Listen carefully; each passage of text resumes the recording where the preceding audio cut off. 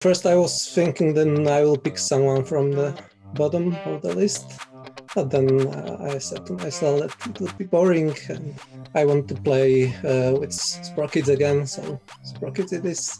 Wow. That's a bold pick. I haven't done any research. I might have to play a game or two before we actually play. I was debating between RDK and Bowser Hugs. RDK hasn't played since the last Fire 2 Open either. I did play a few games in the speed tournament. I believe I played Bowser Hugs. I think we had fun, so I'm gonna go with Bowser Hugs. There can be only one Frenchman. So I'm definitely picking RDK. Coming for him.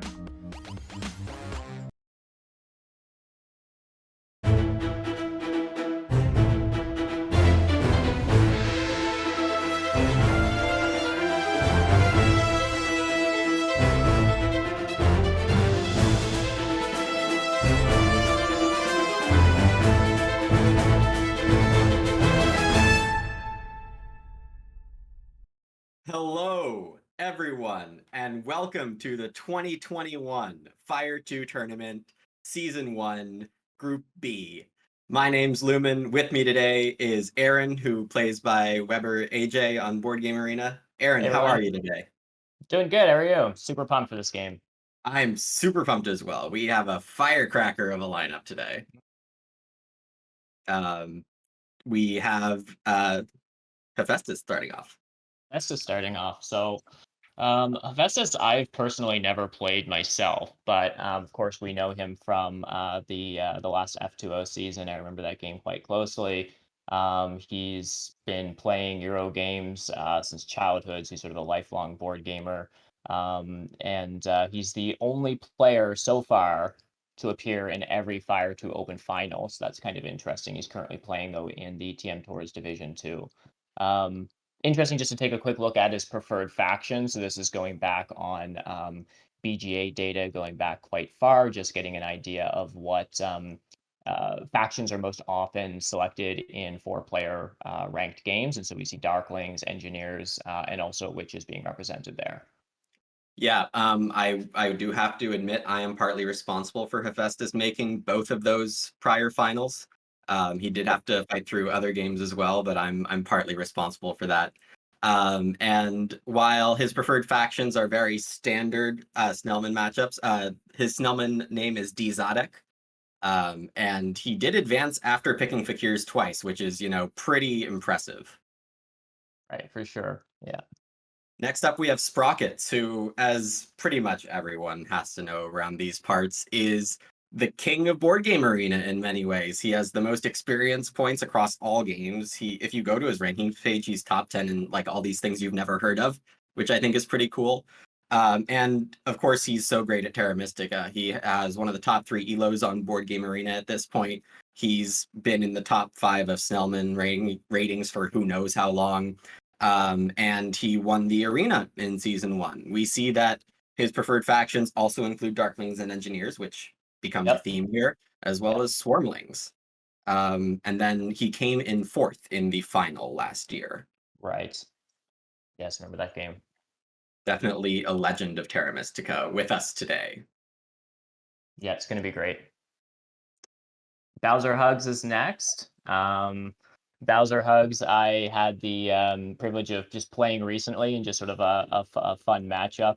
He beat me quite recently. I've actually played Bowser a few times. He's definitely a really fun player to play, definitely very adventurous. It'll be interesting to see what he does here today. Interesting to note, immediately under preferred factions, we're seeing Darklings again. So as you mentioned, definitely a theme across these different players. It'll be interesting to see if Darklings does get thrown in and who ends up selecting them if that does happen. We do see Bowser, interestingly, is a 2-player savant, as he's listed here. So that's just interesting to note. I guess he's a former Magic Pro circuit competitor. I actually didn't know that about Bowser myself. Funny little fact, though, he claims his mid to end game is subpar, which I personally find just amusing because that's exactly how I would certainly describe my own Terra Mystica play as opening pretty strongly and then sort of messing things up sort of later towards the end of the game. I haven't noticed that myself when playing Bowser. I know him as just an incredibly strong player, but it's just sort of funny that he's that he's listed that for himself. And we have a and we fantastic stuffed animal represented by Bowser in the cam as well, of course. of course. Last up, we have RDK here, who is another former Snellman player. We don't have a camera, but we imagine that this is what RDK might look like. Former TM Tour champion. I think he made it to the table today, so that's good. Substantiating his own claims, you know, and updating that last scene on Board Game Arena from 2 months ago to now live online. Again, Darklings, Engineers, and joining the Darklings and Engineers are Chaos Magicians, has advanced, well, didn't advance in Season 1 of the Fire 2 Open, did advance in Season 2. Again, I'm a part of that. So hopefully my experience with these players in the Fire 2 Open helps me pick out things here and there about their play. Yeah, anything you want to add about RDK here? Nothing. I got nothing. I've never played RDK. I know nothing about the guy. So yeah, hard to say for sure. Here we have a view at the bracket. As you can see, we are in the top right corner of this picture today. We are the first group of the Ice Division. yeah. Did you want me to just to quickly go over how this sort of format works for new viewers that might be just sort of checking this out just for the first time? So basically what's going on is that we have 3 groups, both in the fire and ice side, if you will, of the format here. So these 3 groups each have 4 players, total of 24 players. So anyone who wins a first place in any of these games immediately advances to that division finals. There is an interesting additional game that's going to be played both on the fire side and the ice. And so what that is that's going to be the second place of each of the 3 games. And then the 4th seat for that game is going to be occupied by the closest 3rd place. And that 3rd place is just calculated by the points margin between the 3rd place and the 1st place for that particular game.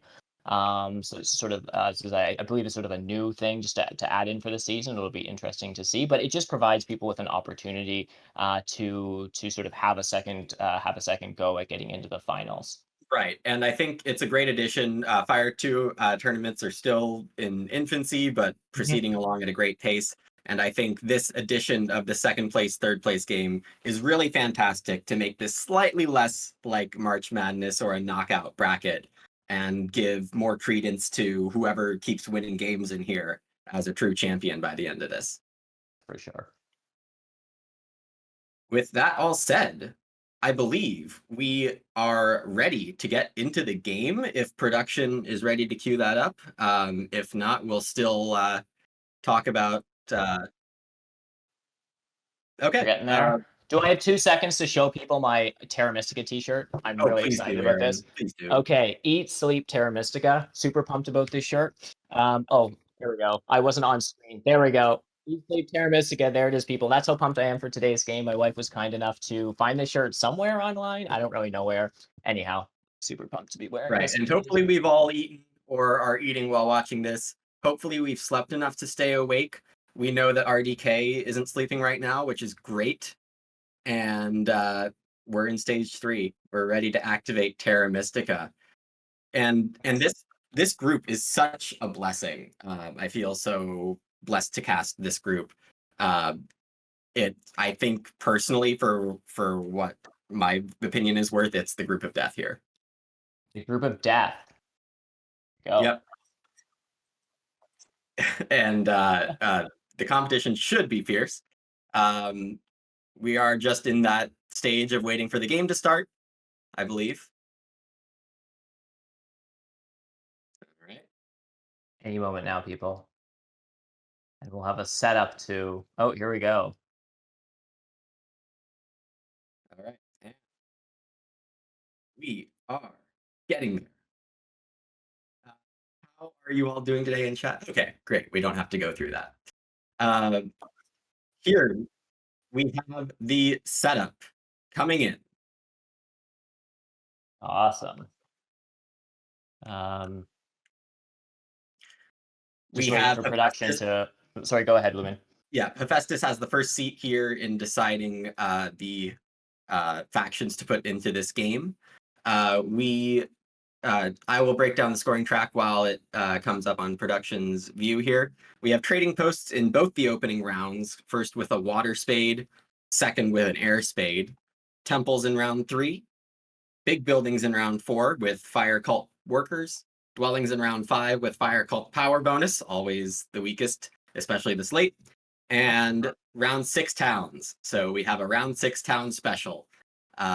Those usually inflate the points in the games, but we'll see how it happens here.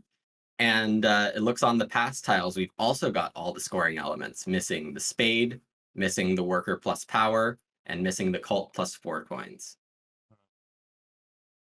Any thoughts that you see here, Aaron, as a first reaction? Well, I think like in terms of the bonus tiles, which is often where I go to look at a setup and analyze them immediately, just jumping over to the bonus tiles. I think like the cult coins tile is pretty sort of forgettable. I think most factions are okay with it not really being in the game as long as there's some other coins, which there are. We're seeing 6 and 2, so that's okay.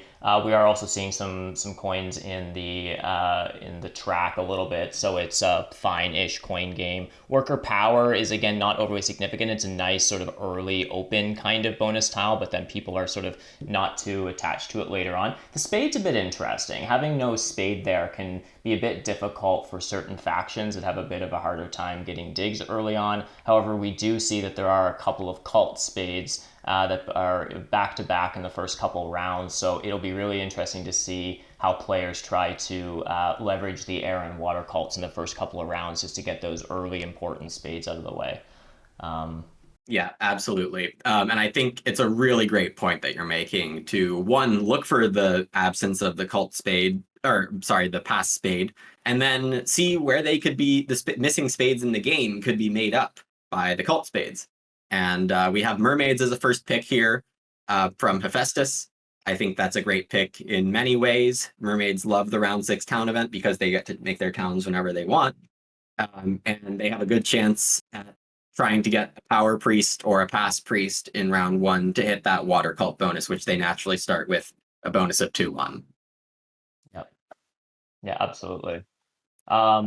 Just an interesting thing just to note, we were talking about whether we were going to see Darklings in the game, and Alchemists were just chosen, so I guess that's out of the picture. But what are your thoughts on Alchemists here as a pick? Yeah, I mean, the interesting thing about round 6 towns is I think often like witches are a faction that immediately comes to mind for a lot of players for round 6 towns. Mermaids I love as a faction for sure. Again, you mentioned sort of the flexibility of having an easier time sort of triggering those towns whenever you want. Alchemists are one of those sort of high econ factions though that sometimes maybe gets a bit overlooked sometimes in terms of round 6 towns. Like they just have such a wild economy. I think it's one of those things that like if you have a good Alchemists game, actually hitting like 4 towns is certainly possible. But considering all the other variables, what are your thoughts here on an Alchemist pick? Alchemists, I think, make a lot of sense for the reasons you outlined. The pass tile is very favorable to economic factions. Town in round 6 is one of the perhaps best for a big faction. And for those newer to the game or Terra Mystica lingo, many of us call things economic or scoring. And we try to bucket a lot of aspects in the game between economic and scoring. Of course, every player wants to score a lot throughout the game to win.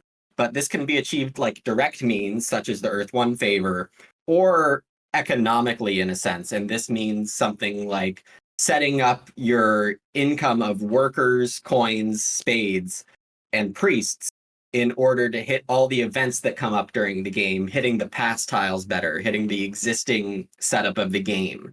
That's more of an economic game compared to a direct source of scoring. So Alchemists, as Aaron notes, are really fantastic as an economic faction, and I think this setup does reward economy quite well. Yeah, absolutely. And now we have an Orin pick from Sprockets. I find that interesting just immediately because, again, like with round 6 towns, so often you see someone throw witches into the game, which could totally make sense here, but we're seeing the opposite side of that faction board and a pick of Orin. Interesting thing about Orin, of course, is that does play pretty well with Alchemists. Alchemists tend not to be a very cult-oriented faction. Mermaids can be, but you're not really. Like usually they gobble up water pretty quick. Otherwise, a lot of their priests are going into upgrading shipping. So Orin sort of as a third choice against Mermaids and Alchemists, I can kind of see where he could be going there. I certainly agree that the cult presence of Orin make a difference here, but we already have a fourth pick faction here as RDK throws in the Engineers. This is a surprising pick to many of us. This leads to quite an ugly game, I think it's safe to say already. These four factions are all next to each other on the color wheel. Yeah. And when fighting for map territory hexes, they're all going to want the same, like, half of the hexes on the board. Like, which factions are going to want a yellow hex or a red hex this game? Like, mostly yellow hex, I guess. The Alchemists and Engineers are both 2 digs away from yellow, and so these yellows are just going to stay yellow for quite some time here, I would think. And that's going to create an ugly game. People aren't going to get all the things they want. It'll be very interesting here. Yeah, absolutely. This isn't sort of this is far from what you would consider sort of a traditional color matchup. And yeah, it's going to be really interesting to see how these players are able to make this work. Now, sitting at this table today, we do have some of the top talent in Terra Mystica really in the world. And one thing that I immediately noticed when I'm watching some of the best Terra Mystica players is their ability to be more adventurous in the game and to choose different lines that as sort of an average level player, I just wouldn't sort of think about. And so it's going to be really interesting for me to see these really strong players and how they sort of make this work. And otherwise, as you said, it's kind of an ugly Terra Mystica game with 4 colors in a row, which is something that most of the time people just sort of avoid at all cost. Right. And I think you bring up a good point. The quality of these players will really show us all, I think, a few lessons about what's critical in Terra Mystica. I think my guess about why RDK might have picked Engineers here and enforced such a brutal color wheel situation is that he thinks his own tactical play is very good. In my opinion, a matchup with a lot of hex contention requires a lot of focus and tactical understanding of how the flow of a Terra Mystica game works. Because if you try to set up a long, big economy in this color wheel, you might just be completely out of your game plan by round 2. So I'm looking forward to learning how to deal with factions in this setup. We see so far that Alchemists have been bid down quite aggressively. RDK has thrown down an opening bid on the Engineers, but the other 3 players still bidding down Alchemists right now 9 points so far, down to 21. Yeah, and I think this kind of makes sense to some degree. We don't have a visual representation of the color wheel right now. Once the actual auction ends, you'll be able to see it on all the faction mats. But the actual order of the colors goes black, blue, green, and gray. So in a sense, that the gray and black factions have the least amount of color neighbors. Like black is brown hexes that aren't being contested, and gray has red hexes that aren't being contested. So there is a bit of room there for Alchemists to take some hexes that they don't have to worry about immediately. Obviously, Alchemists and Mermaids will be fighting over the water hexes, but there's not going to be as much pressure for Alchemists with the brown hexes, for instance, and the same can be true with Engineers and their red hexes. So it kind of makes sense that those 2 factions might stand out. Now with Alchemists, they do tend to upgrade digs in almost every game, as far as I can tell. Yep.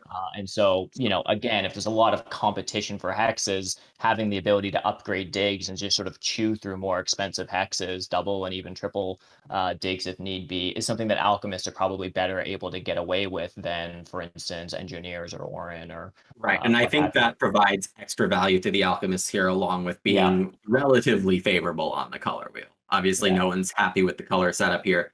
I would actually say, with regards to these colors on this map, the neighboring colors of black and blue tend to be the least competitive with each other, just because there is usually enough space for both of them to coexist. They sometimes like different parts of the map, where green and gray are infamously the worst color neighbors to exist in the same game on this base map. So I think I would probably devalue gray and green here more than black and blue. And I think Hephaestus throwing a bid on Mermaids before Engineers is what I would do as well. Do you agree with the table, though, that Orange is the 30-point faction here? I think I do have to agree with that. Given the color situation, I think Orin's advantages on the cults are less than usual because if any of these factions gets, way out of game plan, they might try to go for a backup plan aggressively attacking the cults, which takes away some of Orin's powers. Orin Right. are known as a relatively weak faction as well. With the engineers also in the game as a gray faction, I think I agree that they are the worst here. Right.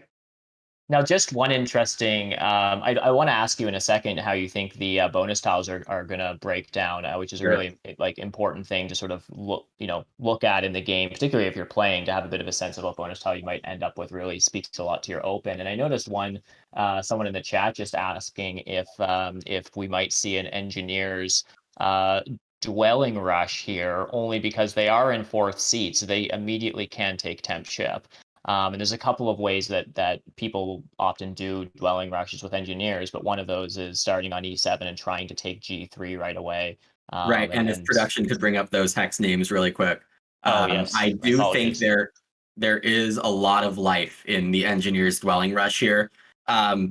I think all four of these factions, as we look at opening tiles, would be happy with that temporary shipping tile. All right, and as you mentioned, E7 as a starting spot for engineers, having the temporary shipping tile, having first or second access to the double spade action, though.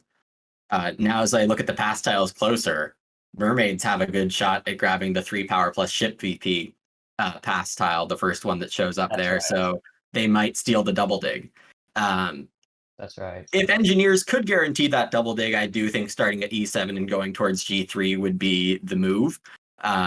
Temporary shipping, getting super early expansion out with such a contentious color wheel, I think is a good choice in a longer term view of the game.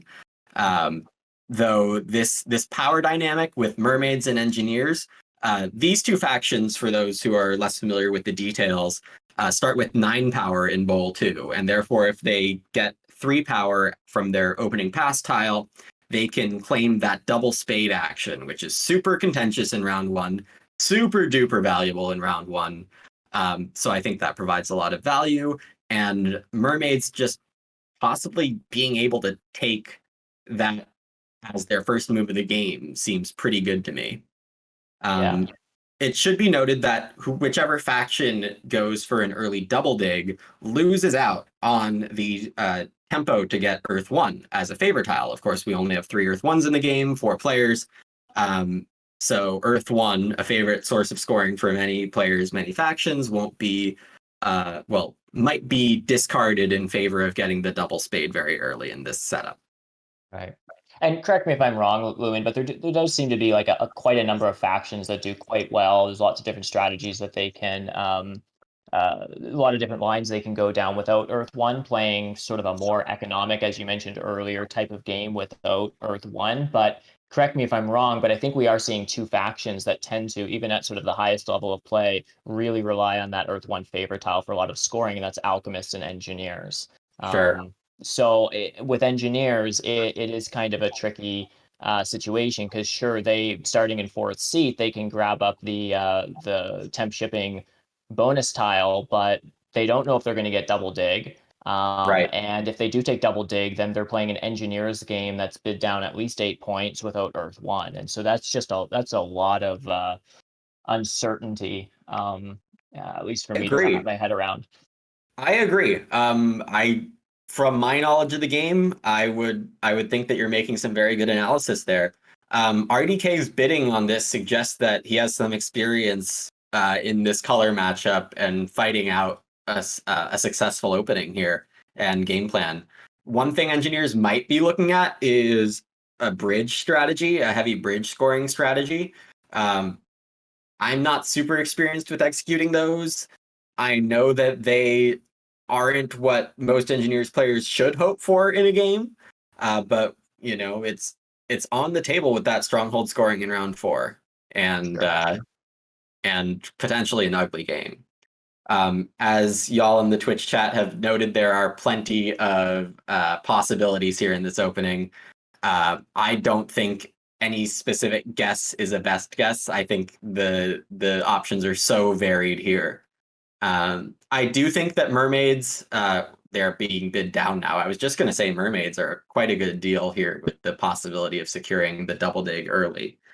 And of course, being in first seat also means that you have more leech earlier. One of the ideas as you start to learn Terra Mystica is that you want to accept all the leech you can. Throw away all the points you can early in favor of leech, because leech lets you take the spades, lets you take extra coins, extra workers, extra priests, and gives you flexibility to get extra resources early, which hopefully you're able to snowball into more economy, more points later. Yeah, absolutely. And so on that note, starting positions are going to be really important. I'm sure these players, as they're bidding on these factions, are trying to consider where people are starting, so they have an idea of what kind of leech they're apt to get in round one. I know that's definitely something, higher level players are going to try to anticipate and get an understanding of where the spades are going to break down. On that note, do you have a sense of where you might expect to see starting locations and where the quote unquote leech party, as it's often called, that sort of round one upgrading cluster that is the source of most of the leech gained in round one, of where that might sort of take place and who's apt to benefit most from it? Right. I mean, this is a super fascinating setup. I wouldn't necessarily say anything is certain even. I think alchemists on E10 are probably the safest bet this game. Other than that, I mean, E9, F6 between green and gray, usually both taken. F4, E7, green and gray, those are probably pretty safe as well. I would expect that if RDK gets engineers here, there might be an alternative strategy that ignores F6, the Eastern Gray Hex, and allows Orin to start F4, E9. I think, yeah. So I think my three for sure guesses would be green on F4, E9, and black on E10.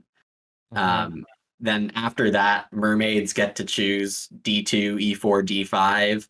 They might be there. They might choose to start H4 and be a little more disruptive towards black and green this game. Sure. That's also an option. There's just so many ways for this to break. And some people in Twitch chat have noted that this is an ugly game. They don't like to see these sandwiched factions. I think it makes for quite an interesting game. Like, I don't have any clue where these people are starting. Someone might end up with a great deal in the auction because they didn't see a cool line. Like, we're going to see some really cool stuff potentially here. Yeah, absolutely.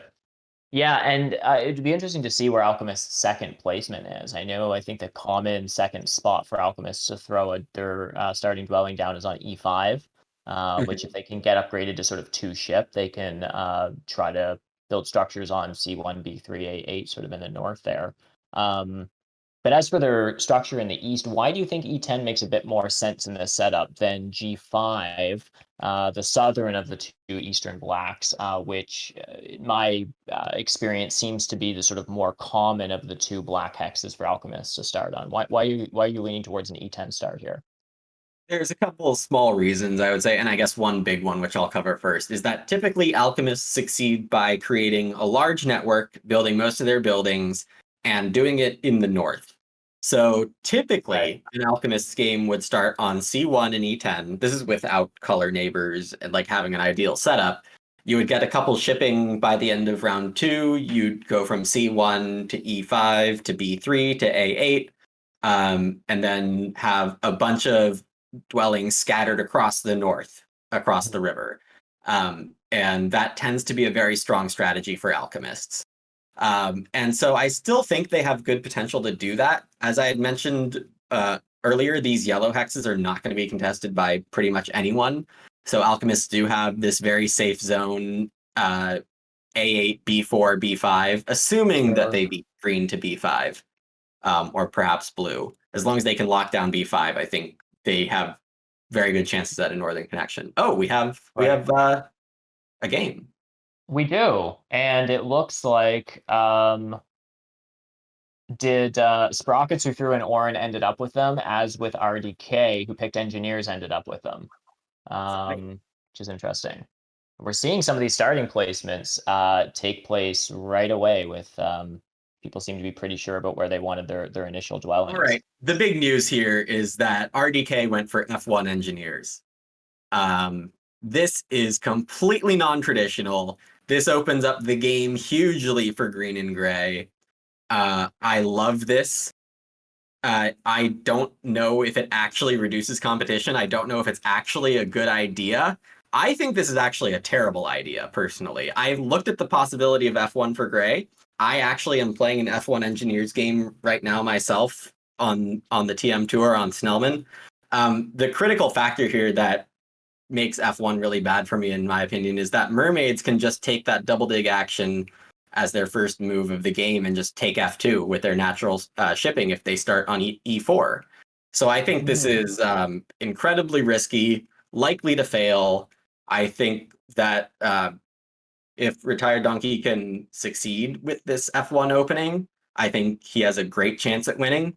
And if Mermaids take F2 in round 1, I mean, it might be game over. Things otherwise are proceeding as somewhat expected. Well, except for how do you feel about this very D5 placement with Mermaids? Sorry to interrupt the D5 placement with Mermaids. I mean, it's not that that's a entirely unusual spot for Mermaids to go. I guess there's no yellow in the game, so sort of going double west makes a little less sense. But yeah, what are your thoughts now that we're seeing both of Mermaids' placements on where they've chosen here? I think D5 is fine. It's a little disruptive. You're still possibly missing out on C3 and C4, depending on where these opening digs go. But I think D5 combines with any other dwelling placement in a way that the other starting spots might not combine as well with. So like a D5 H4 combination, this D5 E4 combination, D5 D2. I think D5 works well with everything, and that could be a reason why Bowser picked that. Yeah, this is really interesting. We're also starting to we're seeing the bonus tiles being selected. Engineers took temp ship, as we've been somewhat guessing that could be, we could see that. Sprockets playing Orin takes priest. We see Hephaestus take the 2-worker big building. Yeah, and I don't see any reason why Mermaids don't take 3 power and 3 victory points here. And then just opening with the double dig. If Bowser in his head was committed to taking Earth 1, then this might be a moment of reconsidering. I think Bowser is set up particularly well to just grab F2 with the first action of the game. And as we've noted, again, there's plenty of opportunities for scoring that aren't called Earth 1 in this game. So ignoring it, I think, works totally fine. Orin with this priest are almost certainly sending it to water, getting a cult spade very early. I think that'll help out their cause immensely. I think out of the auction in the setup, I think Orin and Mermaids are placed particularly well. We'll see how it breaks. As expected, Bowser does go ahead and double dig that. It's really too bad we don't have the face cam for RDK. Just even a donkey face there to see how the donkey reacts to this double dig right up against F1. That might be an interesting opportunity lost. Yeah, and I'm interested to know if like RDK was for some reason not expecting this to happen. I mean, there's so many reasons why you'd sort of expect this exact opening, right? I mean, there's 2 power pass tiles. Mermaids can easily, as you said, grab that 3 power. They start with 9. They can take double dig as first action. The other, I think, important thing is Mermaids are one of those factions that have lots of traditional strategies that they can leverage without Earth 1. We were talking earlier of alchemists and engineers, potentially not as frequent that you see people play without Earth 1, but I think Mermaids, it's fairly common for them to open by just trying to prioritize getting a lot of dwellings out. When they upgrade to a temple, I think they're perfectly happy with an economic favor like Fire 1 or something like that. So this all makes a lot of sense. The other interesting thing here is with engineers opening on F1 and not putting a dwelling on F6, this just leaves a lot of room for Sprockets now to develop in the east. Assuming he can beat alchemists to G6, He's got himself a great center town. So I think if I'm Sprockets, I'm pretty happy here. It'll be interesting to see if RDK does get access to the single spade, and presumably, if he does, he's taking G3, so that would come at a bit of a loss to Sprockets. But I mean, otherwise, if I'm Sprockets, I'm pretty happy about my possibilities of securing an eastern town space. Right. And I think even if engineers do end up taking the single dig first action, going across that central river, taking the green away from Sprockets, I think Sprockets is still pretty well positioned. Even if Orin have to spend 2 digs on that red hex G2, they can still bridge down to that native green hex and be okay. Right. And I think your point about just green being fine here in the east is a big factor. I do also like how Mermaids dug C4. If we could have those hex names from production, I find myself referencing them quite often right now for these opening digs. So C4 being dug to blue, I think is a great call because it puts pressure on that northern connection immediately against Alchemists. It puts pressure on green, saying, I hope you weren't hoping for a town up here because it's mine. And I think it's the right spot to put pressure. And as we were noting, Retired Donkey has this option to take the single dig here and take G3 away from green, as Sprocket spent the first action sending the priest to water, not wanting to give Alchemists or Engineers Leech immediately, not feeling like he needs Earth 1, apparently.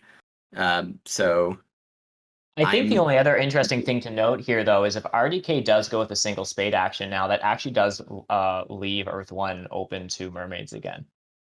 It sure does. And I think that's actually extra value on the Mermaids that weren't, I don't think it was capitalized well enough on the auction, where they are very likely, because of the contentious color wheel, to both get the double dig and Earth 1 in the opening here if they want it.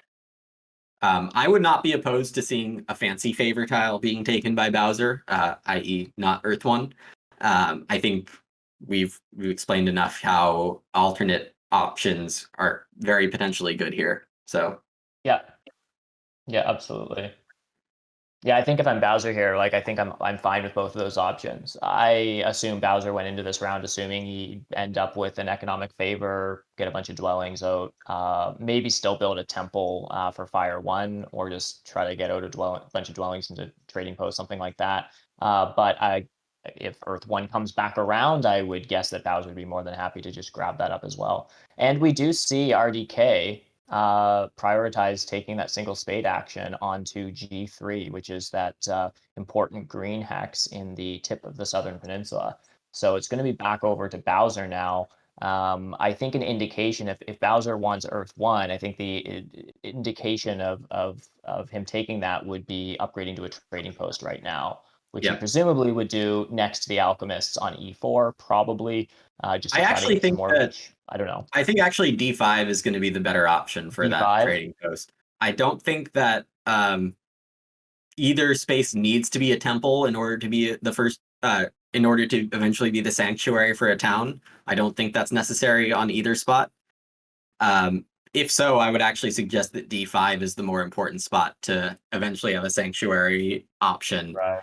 And also, I think that engineers are giving more leech there. Of course. A funny option would have been to upgrade F2 to a trading post, because you never see that early. So just for variety's sake, that could have been fun to see, but it would make sense in a lot of ways for engineers to just leave that dwelling stranded there. Alchemists go ahead and take Earth 1 with their next move. Hephaestus seems to be okay with playing a more traditional Alchemist game. I've seen a few people in chat suggest that the Alchemist Stronghold would be a very potentially good play here. As we noted, C1, B3, A8 are where Alchemists want to go very soon. And they weren't getting power out of this opening. So the Stronghold, which comes with 12 immediate power, would have been an interesting way to either gather more workers or gather a raw 5 power to priest conversion and help get shipping going earlier. So I think that the Stronghold option had legs, but we're not going to see it. So no, that's right. And just another interesting development here, when it came around to Sprocket's turn, he chose to take the priest action, which immediately provided Earth 1 tempo back to engineers, which you see was glad to take that, immediately responded by building a trading post on E7. So Right. it looks like we're back to at least engineers probably taking Earth 1. It's hard to say what Mermaids will do. Presumably they'll take Earth 1 as just given that it's available. And then that leaves Sprockets. Yeah, out and of we the Earth see 1 fight. upgrades in quick succession on E9 and E10. It looks like alchemists are actually going for a double temple opening. And I had been considering this given the immediate benefit of having a ton of priests in this game. We are not playing with landscapes, which means alchemists don't just get to randomly save 2 priests because of their landscape ability to do advanced shipping, advanced digging. I think the earlier the alchemists have advanced tech in this game, the better for them. As we've noted a bunch of times, the contesting of hexes could end up being a huge deal. So to have tempo on getting those advances, I think could be a good play from alchemists. I wonder if that also means that we might see Hephaestus, if he does end up going with the double temple strategy, feeling like he has an extra priest or two to send to cults early. Yeah, I think that's a good call too. That fire cult actually might pay off a bunch of workers for alchemists, and that would be a very intriguing option to me. Now, one thing I want to point out is that these players are all incredibly skilled. And they know that in this color setup, they are not going to end up on all the hexes they want to end up on. One of the things that a lot of players lose track of when improving at Terra Mystica is when Earth 1 is the wrong choice. And if the game plan potentially doesn't support you ending up on a lot of structures, Earth 1 is not going to be worth it as a favorite tile to take. I was saying that hoping that Retired Donkey was setting up an Earth 2 play here, and that did not happen. Retired Donkey just took Earth 1, which means he thinks he still has potential to get on at least 8 more hexes this game. I think taking a favor in round 1 that isn't guaranteed approximately 15 points of straight points is a bad play. So to take Earth 1 there signifies either I'm still planning to get big with my engineers later, or just I want to block someone out of Earth 1. But I think the blocking factor shouldn't be relied on too heavily because Sprockets has turned down the option to get Earth 1 like 3 times already. Right. So, and so has Bowser for that matter. Bowser has built a 3rd dwelling before building this temple, so I think this might not be Earth 1 either. It could be Water 2 to get the opening spade and be really fancy. I think that would be a fun thing to see. That would be very fancy. Yes. Bowser spent his early power on that double spade, which of course is super good and valuable. So I'm not sure that, which means he doesn't have the power to take the priest action. And indeed, someone else ended up with the priest action. It was Sprockets. Sprockets getting early 3-step priest on water and air does seem pretty advantageous. So I like this line from Sprockets. I think Sprockets was probably planning a lower footprint game with Orin, doing well on cults, and just being, okay with, an econ favor round 1 and perhaps water 1. Right. Yes, we see fire 1 from Mermaids, which is a very good option.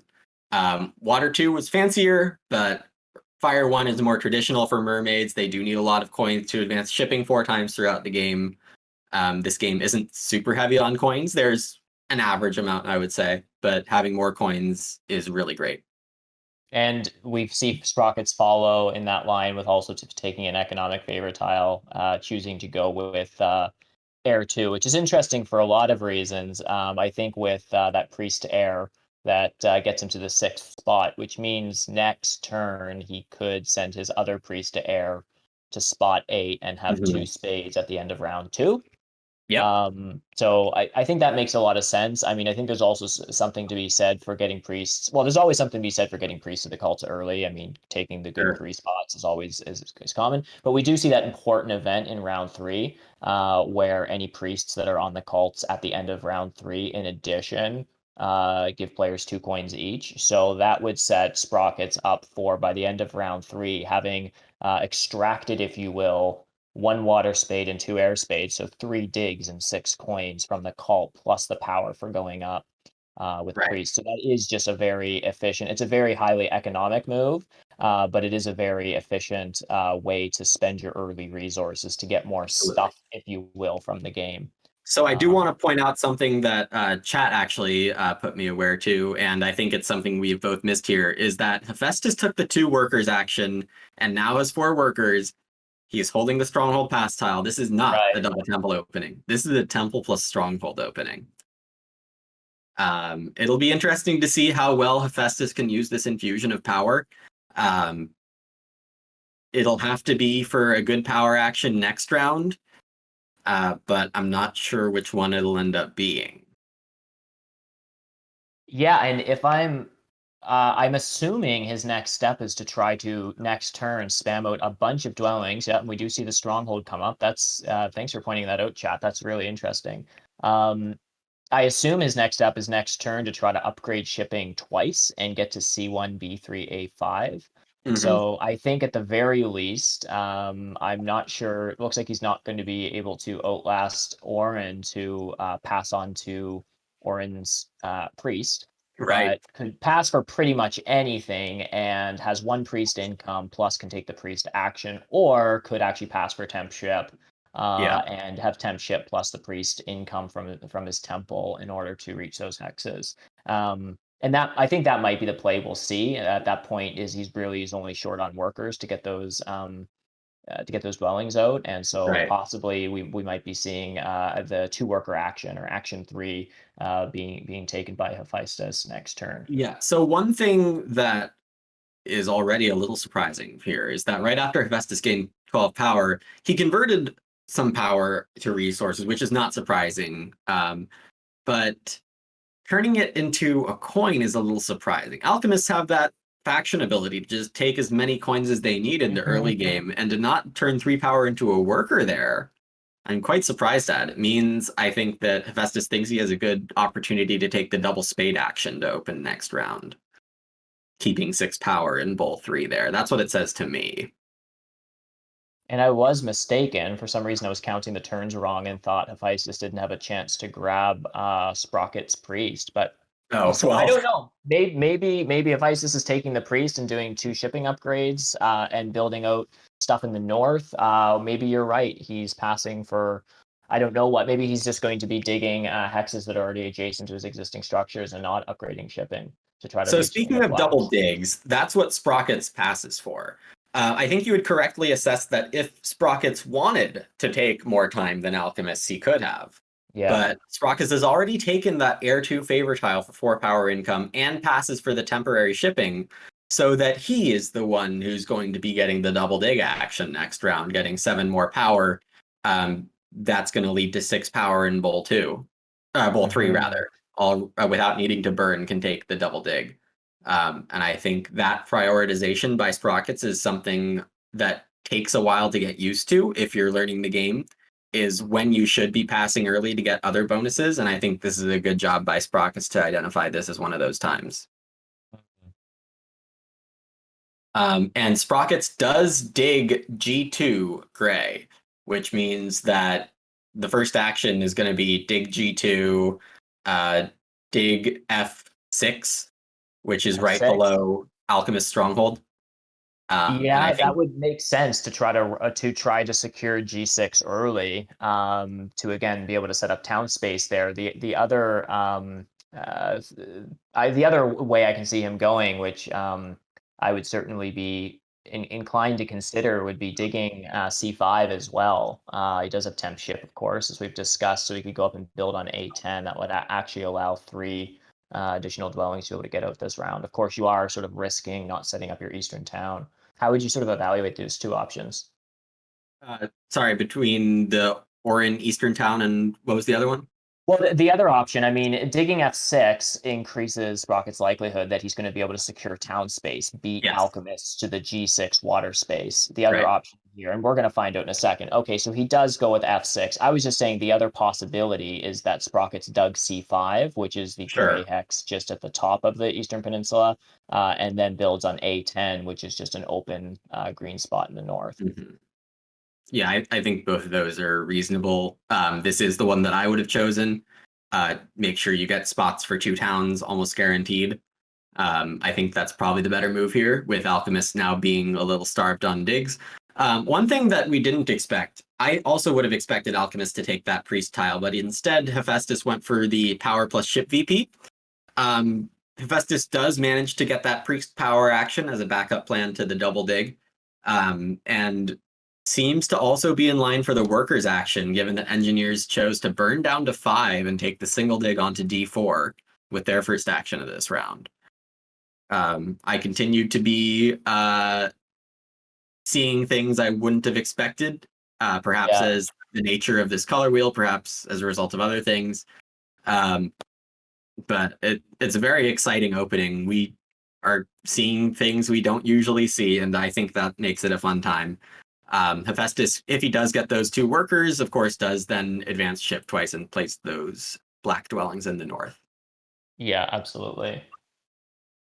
Yeah, and Hephaestus does go for the workers. So I think Hephaestus has a nice second round here with being able to get those 3 dwellings out. But it was a bit risky because I believe after taking that priest action, maybe with burning some power that was in his second pull, he could still do it. I mean, he got 3 leech when Sprockets built on f6, and so maybe he was just sort of betting that he was going to get the power back to be able to take both the priest and the worker actions. Sure. I wasn't exactly following that, but I think there was a bit of an estimated guess there in order to make sure that he could take the priest, have 2 shipping, also get the workers to get out 3 dwellings, and score 6 points at the end of this round on his upgraded shipping. So it is all going to sort of nicely work together, but I think there definitely was some risk involved in that set of decisions. Yeah. The engineer's decision to burn down to 5 power tokens is surprising to me. It's not something I would have considered, given that alchemists are going to be eventually upgrading digs, and digs continue to have such high importance, especially for engineers. And that's something I don't think we quite mentioned yet, is that engineers have one of the weird economies of Terra Mystica factions, right? Everything's cheaper for them. The one thing that's not cheaper for them is hexes.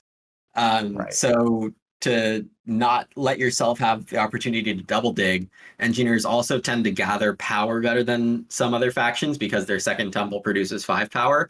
I think that burning down to 5 is potentially going to hurt engineers in the long run here.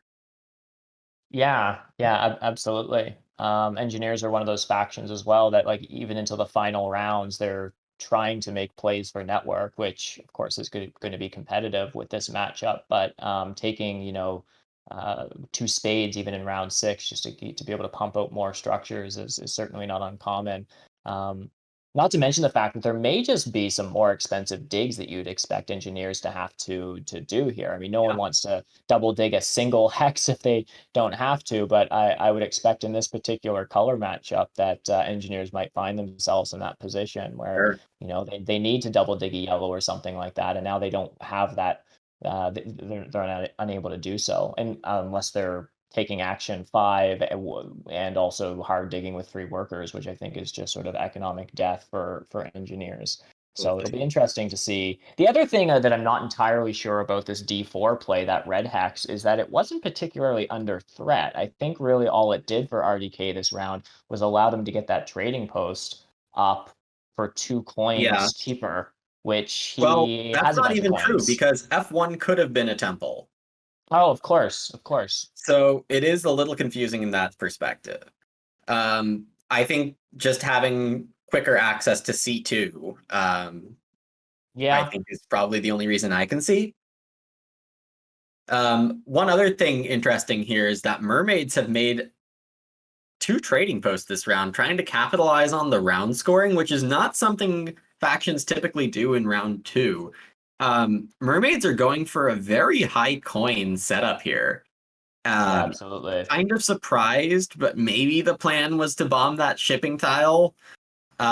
Maybe being okay with 2 towns. I can't say I follow the Mermaids game plan right now, but I'm sure Bowser has something in mind. I haven't played this whole auction and game from the Mermaids perspective, really, so I would expect that there's something Bowser is planning in a grand way that I'm just not seeing right now.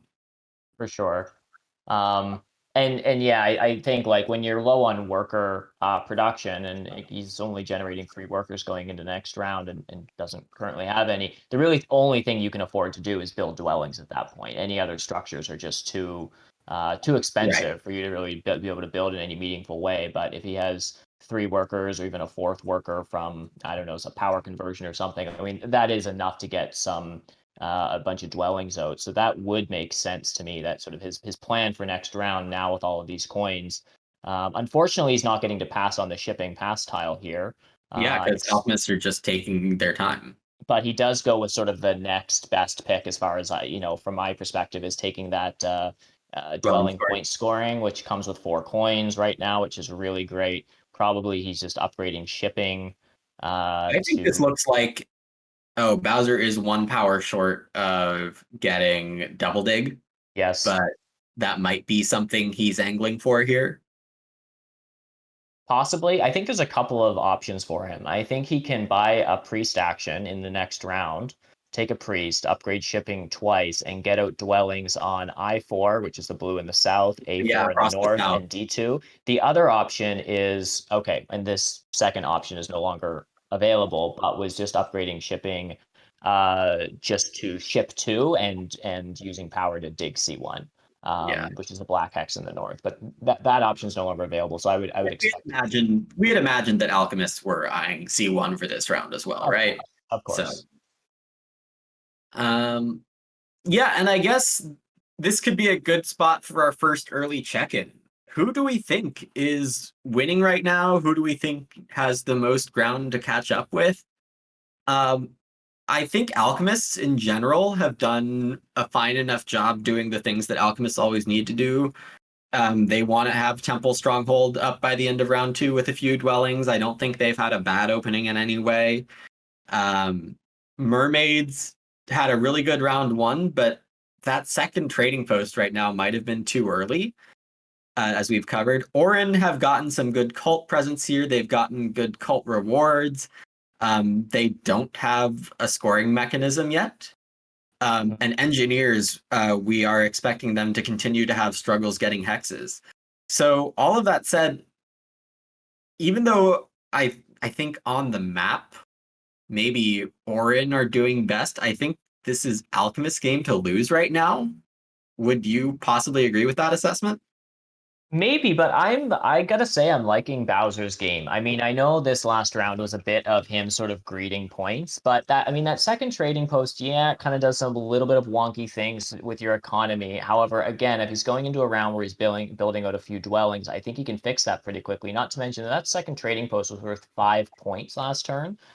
Sure. Which in such a strange color matchup, I mean, you got to start thinking about scoring points early as best you can. It's not the type of game where you can just hoard econ and expect to build everywhere you want later in the game. So I mean, I can sort of see Bowser's line here. I kind of like what he's doing.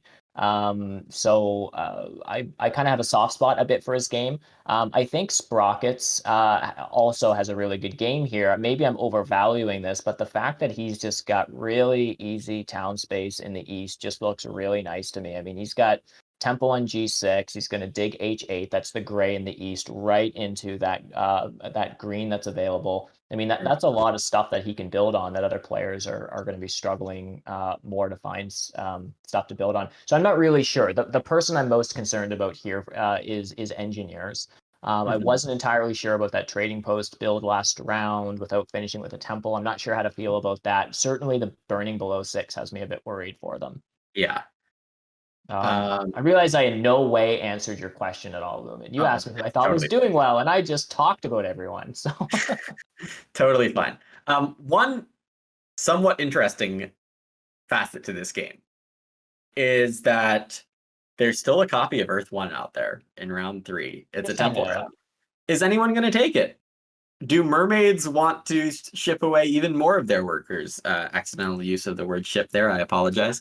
But if they do something like take the 2 workers action, build a temple, they might still have time to put out some dwellings. I'm interested to see where Mermaids take this round. Now they get a power from engineers finally getting their 2nd temple and a late Earth 2, which engineers typically need in order to boost that economy. So Mermaids do go with this double dig. I think that's pretty solid.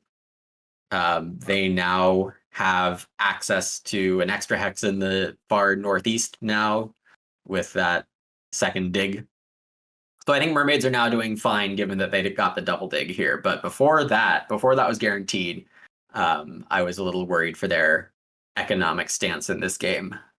Yeah, and I think this makes a lot of sense. I had been too fixated on upgrading shipping, but of course he's got the dwelling pass tile, not the shipping VP pass tile. So digging 2 other of your opponent's hexes as opposed to securing yours, which are probably under a bit less of threat potentially. Right, I because think makes a lot of sense. C3 was green, but it wasn't an Orin hex. That was going to be an engineer's hex. Absolutely. Right. Absolutely. And so C3 is now blue. B5 is now blue. That's Alchemist's favorite connection tool. Alchemists now probably need to be awkwardly digging E8 to black eventually, hoping engineers don't dig it to gray first. Alchemists probably also end up digging D7 to black at the end of this game to connect through E8 and D7. Like, it's going to get uglier for Alchemists because Mermaids now have B5.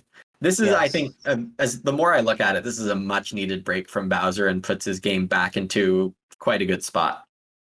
So I think with Bowser here, we see that he'll build on B5, he builds on A11, and then if he can, probably just passes into the ship scoring. The ship scoring. Yeah. And then I think that's quite nice. Saves his and of priest course, the next round. I think your point about using the priest for shipping is correct. This would otherwise be the round to send priest to cults, as they do generate 2 extra coins per priest this round. Right. But to not send a priest means you have 1 fewer turn. You can pass for the pass tile you want sooner. I think going for that line has a lot of benefits for Bowser. Yeah, absolutely.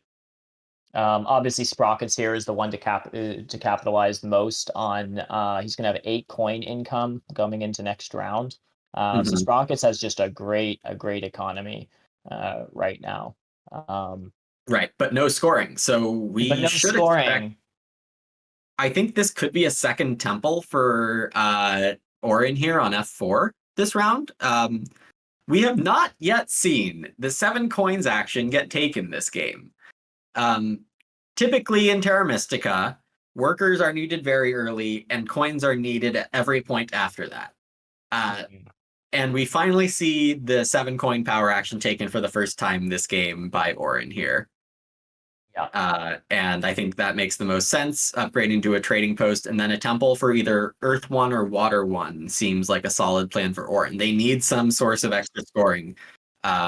Mermaids do too, for that matter. They can't entirely rely on this town round and the ship pass tile. That won't be enough. Right. That's good, but it's not enough. Right. So I think scoring favors are incoming for Mermaids and Orin eventually. I can't say for sure I know when, but I think they're eventually coming. Well, and here's just a bit of a strategy question for you, Lumin.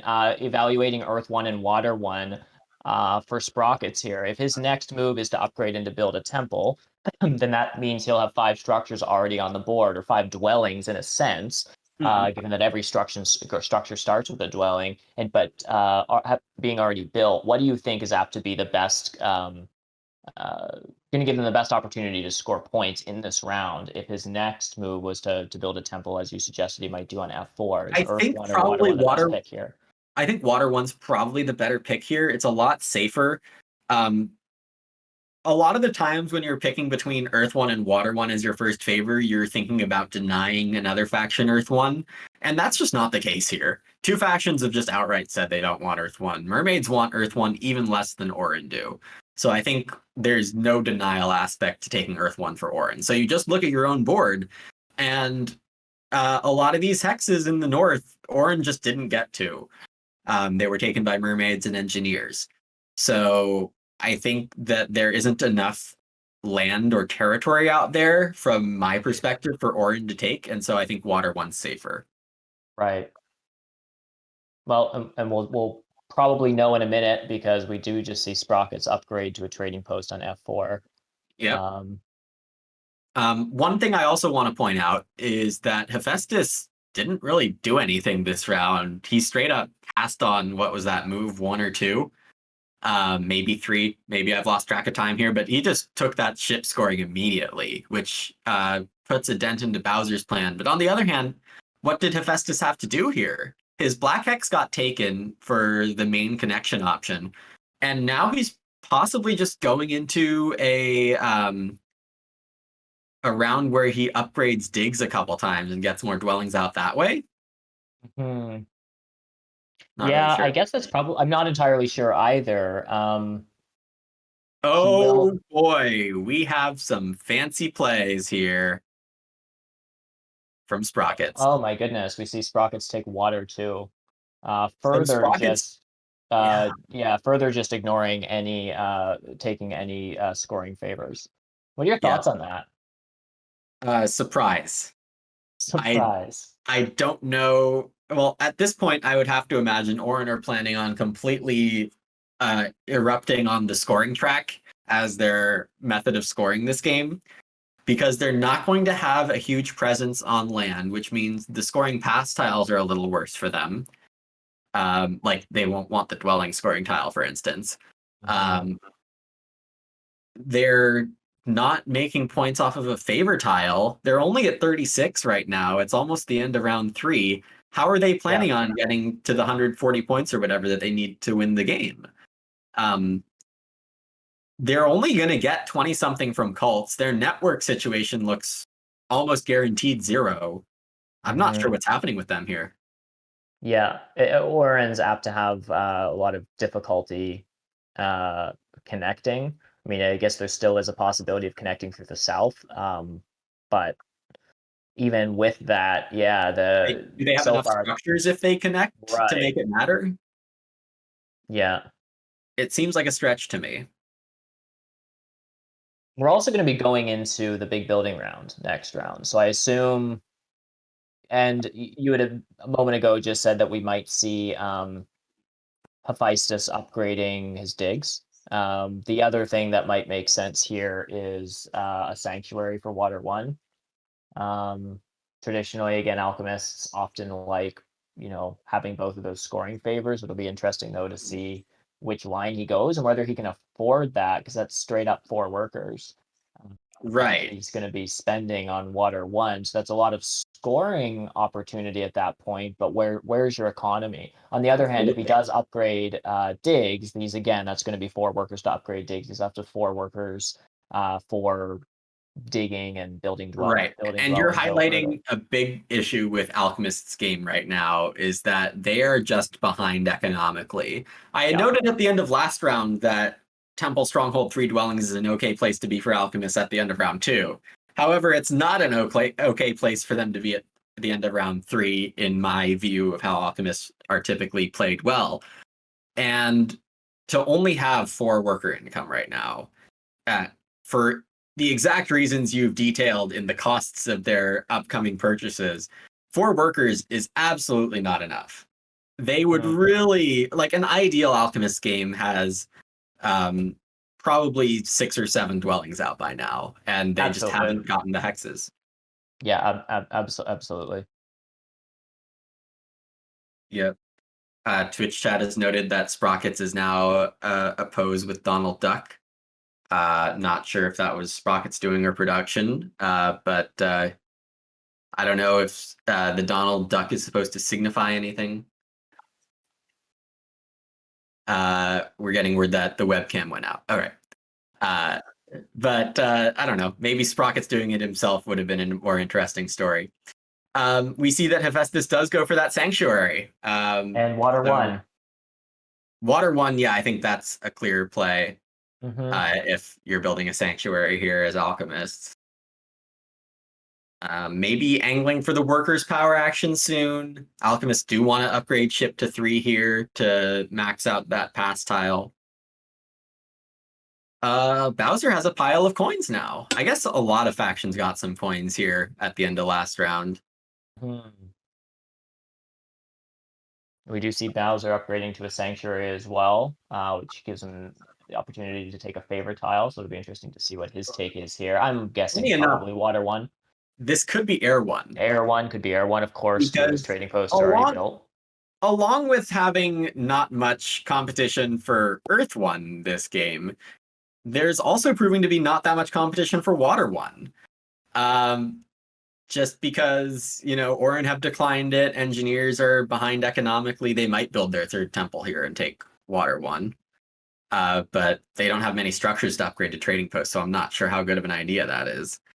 But we do see, 1. interestingly enough, Earth 1 being selected. Now, correct me if I'm wrong, but if he would have taken Air 1 here, it probably would be 3 points this turn, 3 points next turn, and 4 points in round 6. Right. So Air 1 would be 10 points. Water 1, assuming maybe the Stronghold gets built at some point, which gives you another trading post to build again, maybe is 9 points. So it's like 6 to 9. So however you look at it, I guess what Bowser's evaluating here is that he's able to score at least 10 points off Earth 1, if not I think that's more. probably fair. Build at least one more trading post and 5 dwellings. I think that's probably the correct play. Right. Mermaids, when they get their ship up to 3, are going to have plenty of easy blues if they're not dug out by alchemists first. That's right. But they do need to prioritize that pretty soon, I would say. Because Hex's like A4 is their path to D2 up in the north, and then I4, H4, those are all accessible easily with 3 shipping, but alchemists are also going to have 3 shipping and be able to access them. So danger. I think what Bowser's probably doing here is he's responding to a couple things. One is the fact that he keeps getting the past shipping the past shipping victory point tile taken from him, which sort of de-incentivizes him to upgrade shipping. Not to mention the fact that alchemists sort of have this like economically suppressed kind of game so far, with only a few dwellings on the board, even at like round 4. We're still looking at 3 dwellings right now. So Hephaestus to date just has not had the resources to upgrade digging and start digging important hexes like D2 and A4. Now, I think that's apt to change, and so I will fully expect that this is probably the last round that Bowser will probably end with 1 shipping. I imagine that Bowser's really trying to make a play for the shipping pass tile next round, upgrade shipping twice, and finally secure those important hexes in the dwelling round. Right. One interesting tidbit about that ship pass tile is that Bowser only can get it 1 more time this game. Yes. So it's possible he doesn't care which of round 4 and round 5 he gets it.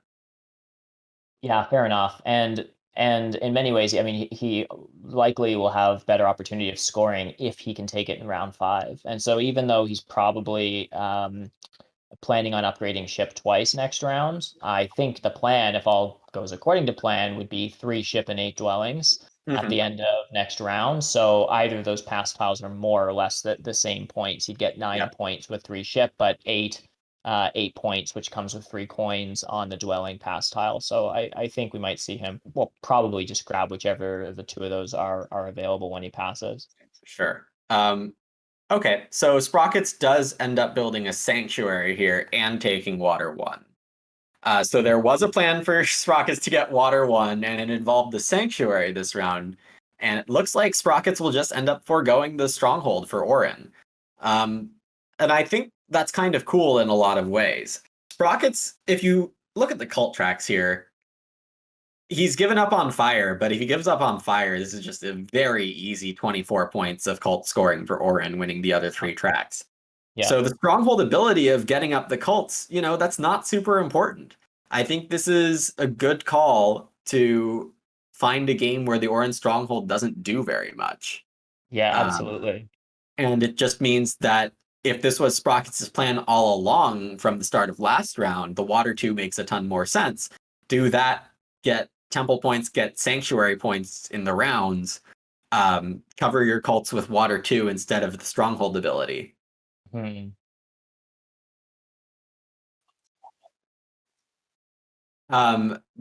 being reminded that the stronghold can still come into play for Orin, and while that's true, I personally am not seeing a huge benefit, even though it scores 9 points this round with the round and pass tiles. I mean, I guess I'm saying that is important. At the same time, I feel like Orin need to get bigger on the map. So to build the stronghold here, it does look like that's happening. It's not something I would have identified. Yeah. Yeah, gosh, I just think that converting two priests, I mean, there's so much economic value sort of built into priests, right? You pay a lot to get them, and then just to convert them back into fancy workers is just like, is It's just odd. Like, really why expensive. not? From my perspective, why not upgrade digs or shipping? Because Mhm. you could angle for the shipping tile once in the remaining 2 rounds and get a few more hexes here and there. Though I guess we've already established Orin aren't competing for network. But the other option is advancing dig. Though, I guess, yeah, the more I talk about it, the more I sound like a fool for suggesting a stronghold wasn't in the cards here. Yeah, gosh. I mean, I guess we'll probably know here unless Sprockets wants to use. Yeah, so Yeah, not only we is do see Twitch channel some. over me, production is also over me right now. So I'm probably getting an F for my grades of predictions this game. So, you know, it happens. And it's Earth 2 Earth 2. instead of Air 1. So Orin don't have any trading posts up right now, but Air 1 can't be worse than 5 points throughout the rest of the game. So Sprockets thinks that worker power production and 2 Earth steps is better than 5 or 6 points. Yeah, wow, that's I wasn't expecting that. Yeah. I guess I'm being taught how to play a low footprint Orin game here. It's definitely not something I've seen before.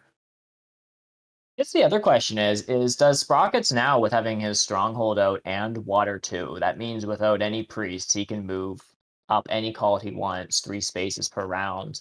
He hasn't used either of those actions this turn. Does he make a bit of a play for fire here? I mean, he's I guess that is the other idea that could be executed here. Yep, going up fire. and we do see that. I mean, it comes with a worker going into next round, which Sprockets definitely needs. It's also quite possible that neither Hephaestus or engineers will advance further up the fire cult. So we could see at least a second place here on fire for Sprockets. Yeah. So we've talked a lot about Orin here, but we should also Yes. cover the other factions. Retired Donkey has put up the stronghold this round. He had a pre-existing bridge, and looks to me like he's building another bridge out in the southeast and is going to start scoring some bridge points. Mermaids, they built a 3rd trading post this round. They took that northern hex on the A row, and they're out of resources. So they have passed for the ship VP tile. And Hephaestus has passed with max. Oh, that happened a long time ago, didn't it? Yeah, I forgot to mention that at the time. We ended up talking about something else, probably Orin. But yeah, Hephaestus this round just had a really, really quick pass. Just did a couple of moves and then immediately passed into dwelling scoring. I'm not even sure what he did other than building a sanctuary for Water 1 this round, which Right. scored 5 points and secured a favor tile. But again, we're getting into round 5, and He advanced ship, right? Because oh, he advanced ship. But Hephaestus is at least a full round behind economically now, with only 3 dwellings on the board. It's not a absolutely. situation you want to be in with alchemists. Only getting 1 worker income off the cults this round, also not ideal. So now, as we're nearing the end of round 4, right. Could I check in with you, Lumin, and get your opinion on who you think is in the lead here? Sure. If anyone will actually listen to me at this point, based on the analysis I made so far, then I'll be happy to share it. It seems like the person who's least gone off their game plan is probably doing best. And for my money, that's probably Bowser. Though Sprockets is so rarely thrown off the original game plan. I think this could be the thing that Sprockets has been eyeing all along. End round 4 with both big buildings, 4 favors, no footprint at all. I think this could be the kind of game that Sprockets was eyeing up for his Orin all along. And it does look like he'll have some easy ways to get down a few dwellings next round, or at least 2, and then hit 2 towns in round 6. So maybe Sprockets is at the place he wanted to be, which, I mean, is a huge surprise to me style-wise. It completely doesn't agree with most of the things I've ever done in Terra Mystica, but this is a very fascinating game from Orin, so I think they might be doing quite well. Right. But that's more on the heuristics of they don't seem to have been disrupted so far. And same goes for Mermaids. I think Mermaids are in a good position economically. They can probably get 3 towns, though I'm not exactly sure where they are. They can probably throw out more dwellings. They're scoring shipping. I think Bowser's probably doing best, but I wouldn't be surprised if Orin pulled this out. Right. And what about between engineers and alchemists? I mean, we had sort of both been, I think, shared a certain level of concern early on in the game with engineers, both based on their placement and burning down below 6 power tablets. But also we've been talking a lot about alchemists' sort of slow growing economy throughout the game. Although they've been doing pretty well hitting the pass tiles, they haven't had the greatest economy. So where do you think those two players are sort of are at right now in comparison? Like who do you think is doing better between engineers and alchemists? I think at this point it probably goes to engineers. Alchemist's complete failure to expand in rounds 3 and 4. I think for such a snowbally faction, as many people might say, the alchemists are, getting a round or 2 behind in economy is like completely game tanking. Now, Hephaestus has plenty of resources here. He actually takes the 2 workers action.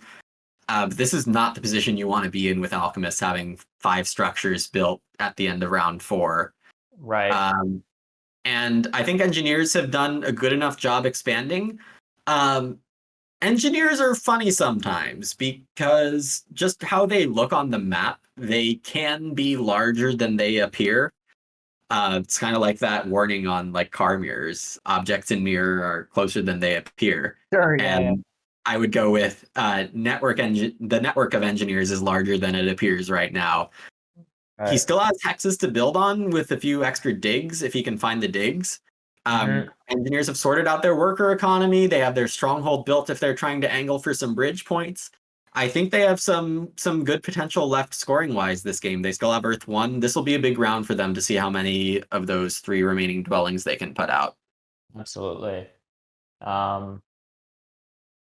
And it's going to be, I mean, interesting question of like exactly like how do they get a bunch of dwellings out? I mean, I-5, which is the red hex in the south, right next to Sprocket's dwelling there, is an important connection hex for them. Sure.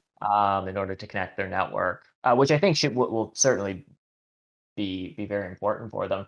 But the only way I can see them getting 2 dwellings on the board this round is upgrading to a second ship before they take a dig action, and then either digging D6, the red hex, sort of in next to Mermaids in the north, and then C5, or sort of going in the northwest of the board for A2, A3, yeah. A2, A3. So, any sort of thoughts on what engineers' plan for this round might be?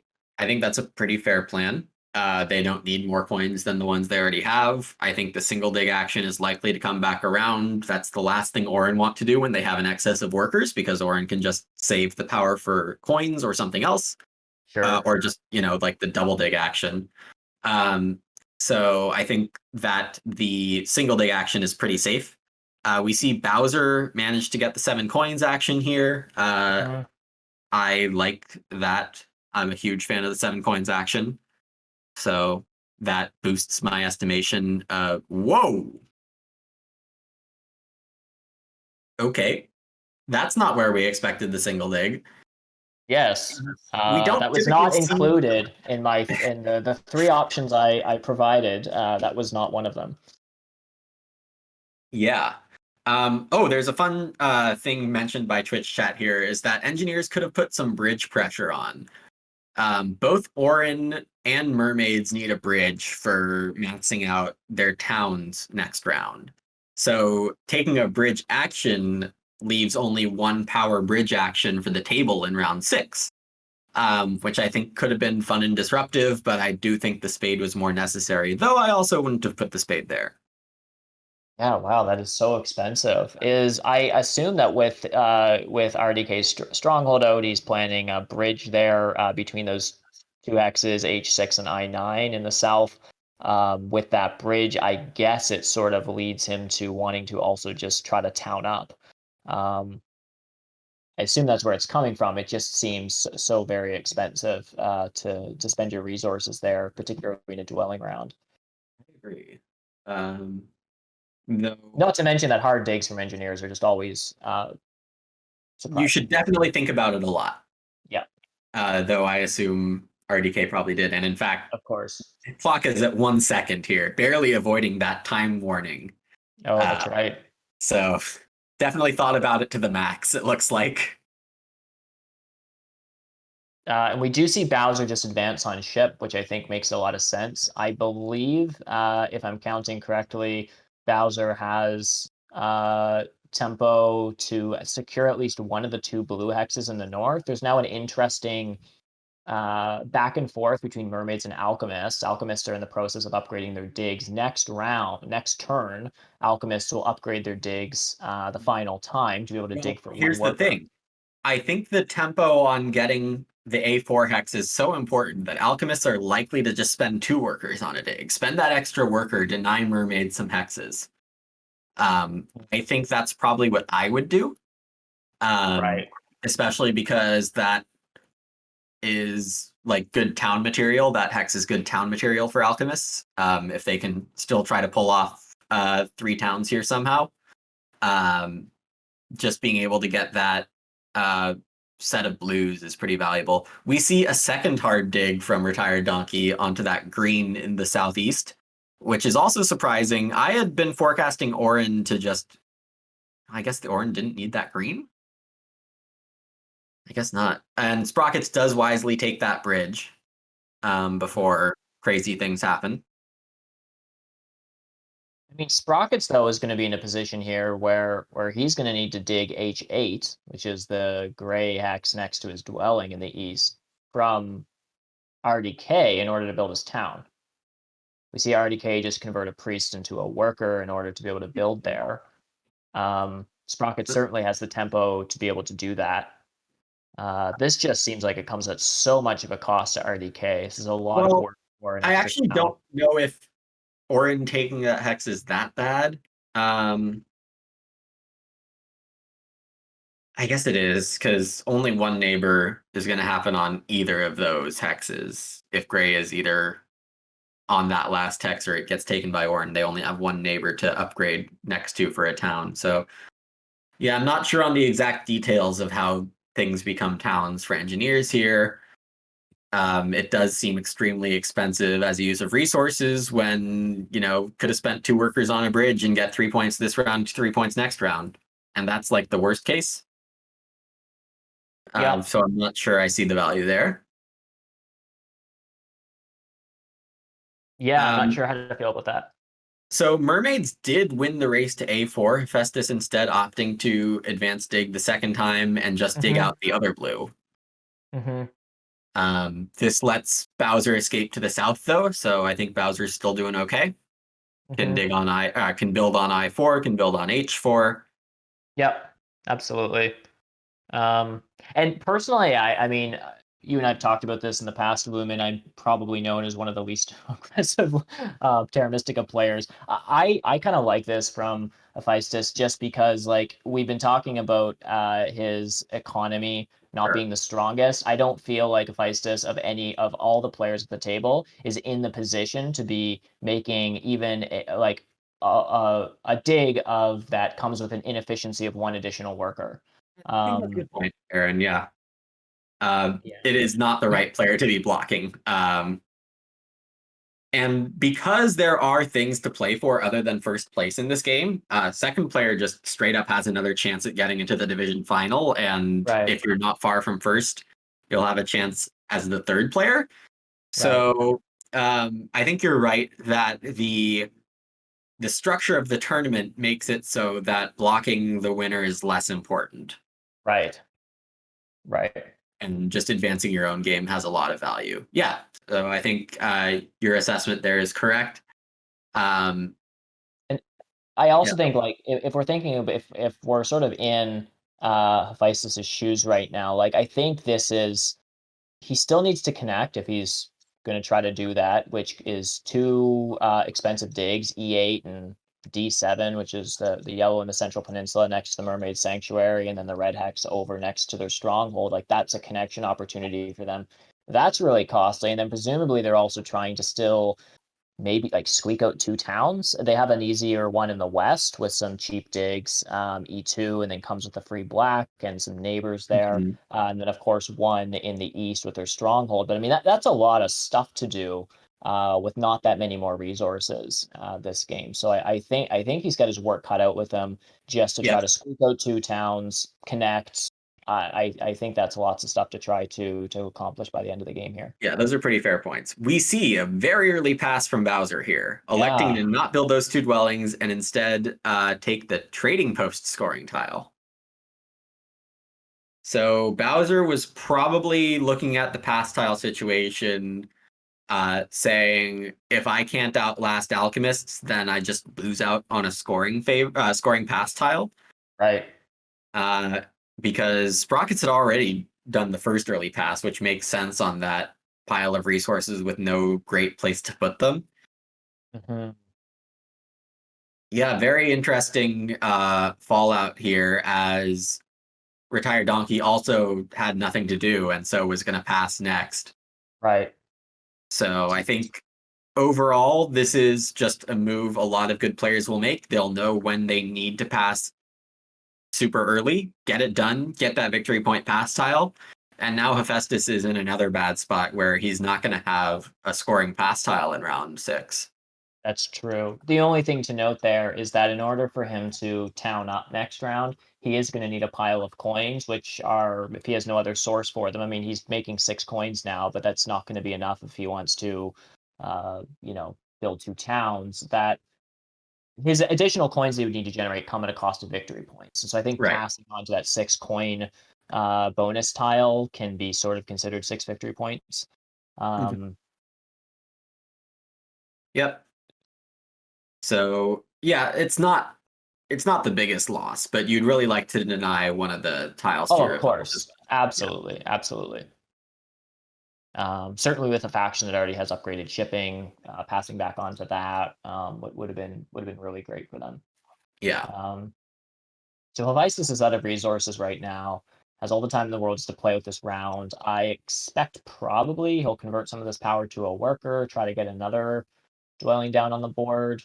I think that's reasonable. I think I would probably try to get another dwelling out just by converting 6 power and 2 points into a dig and a dwelling. Yep. And then probably dig D8, I suppose. There are plenty of options to the point where I don't really want to try to predict, honestly.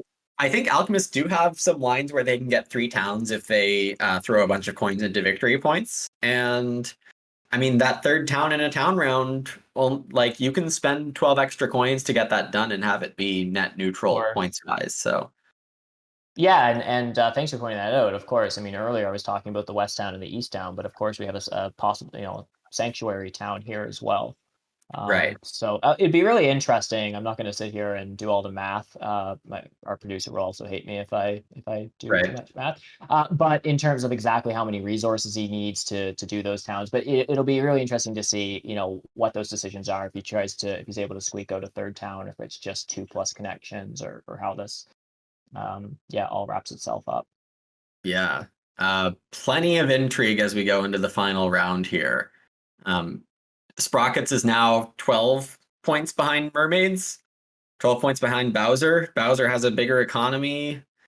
I think I like Bowser's position most here, and then probably Sprockets second. Engineers and alchemists do seem to have a lot of work to do, though alchemists in round 6 towns games can really surprise you. So I think they're not out of it yet. I still don't see how engineers make up enough points here. Currently at 57. No great cult presence. I guess they do have a couple cheap second places on Earth and Air right now, but that's not a lot. So we'll see how everything breaks here. I'm excited to see this last round. So much stuff could happen. Absolutely. Yeah, it's also interesting in town rounds to see what town tiles people take. People haven't been taking them all game, so they're all just sitting there. Do people end up taking further economic town tiles because they're planning on doing even more stuff, or do they just immediately go for the big points ones? Right. A lot of intentions, I think, will be made in the town tiles that are selected when the first towns are put up. Mm-hmm. Orin, do go ahead and grab the 7 coins power action. That's the premium power action. Yeah. Like anytime mid game and onwards. And he's gotten it at least twice. So I think it's been a good job by Sprockets to capitalize on that. Absolutely. Not super sure he needs it, though I guess the coins could go into something like a tech advance for points at the end of the game if there's no other source of points. Sure. I think coins. The other interesting thing about Sprockets is it's looking like it'll be interesting to see how he towns up in the center. I mean, presumably alchemists are going to dig F3, which is the yellow next to his sanctuary. That gives him adjacency for his dwelling to upgrade to a trading post. And the same can be said for his second dwelling, I6. Presumably engineers will dig I5 this round to connect, but again, those are just assumptions. He's not entirely sure. I think having some extra coins on hand in case an expensive trading post is required is certainly welcome. That's a good point. Yeah. So Mermaids only have one town spot locked up right now, and that's in the center north. We'll see if Bowser was planning to split this up into 2 towns. It looks like on Bowser's player cam, like he's focused doing some math on a notepad or something. Has a pile of resources, is trying to calculate what towns he should be taking this round, if he has the resources to dig out some extra spaces and split that north center one into 2 different ones. There's a lot to do there. I'm definitely not going to do it for the same reasons you mentioned, Aaron. Yep. Not going to do the math here. Sprockets double digs the red up there. Gives alchemists an option to take 3 leech, which is probably declined. And that's done instead of digging the black. Well, I think what this also does is it just helps make some decisions for Hephaestus, because now there's just no way that he connects. Yeah. I mean, technically there still is a way, but it seems like his it's much less likely after that getting last really action. difficult. So alchemists just might end up with like the lost stronghold, as some people might call it. Right, right. In terms of overall who's going to win network now, we should take a closer look at that, as that's like a big deal towards the end of every Terra Mystica game. If engineers can connect, they're doing pretty well. It also depends on how many hexes mermaids get, but alchemists having to leave that stronghold out in the east by itself. I think Hephaestus, now guaranteed, as you mentioned, not getting both connection and the third town, now has to choose which one to prioritize. And I think he can probably afford, just on my gut feel, either of those, but he has to fully commit to it. Right. Right. Yeah, and it'll be interesting. Like, do you foresee Sprockets building more than piston structures here? It looks like pretty clearly 7 structures is the game plan, and it might have been all along. This water one has been pretty underwhelming, though I guess that's because it wasn't followed up by air one. It's possible that the water one for Sprockets was never meant to be more than 6 or 9 points. Right. Yeah. And the other thing, I didn't mention this at the time, but RDK did, and I understand wanting to do this, although it can be kind of dangerous. But he started the round with 4 power, so he could have taken action 5, the single spade action, to get his connection. Instead, he converted a power into a coin. That I mean, is pretty I'm mystifying. sure that he's going to get some leech. I mean, alchemists need to town up, so there's at least 2 power coming in the west with his 1 dwelling there. It's also possible that But he's thinking he doesn't want to build too many more structures. We should also note that he just doesn't have water one, so trading posts aren't super valuable to him after those absolutely, spots become towns. He also does need to turn a spot in the center into a sanctuary yes. to get a town there to start with. So he's already down a bunch of resources. There's a lot of stretching that engineers need to do here in order to get the things they need. Yeah, it'll be interesting to see if we see a Fire 2 play here by engineers, which is always a bit of a shame. It means that his town in the center will be won't really leverage Fire 2. But it really helps him build his town in the east. Otherwise, he'd be looking at a bridge plus 2 trading posts, one of which is expensive, in order to get that second town. So it'll be interesting if that, I don't know if that's the play, a sanctuary for Fire 2, 1 trading post, and Yeah, then a so bridge, Fire and then 2 try to secure the saves connection.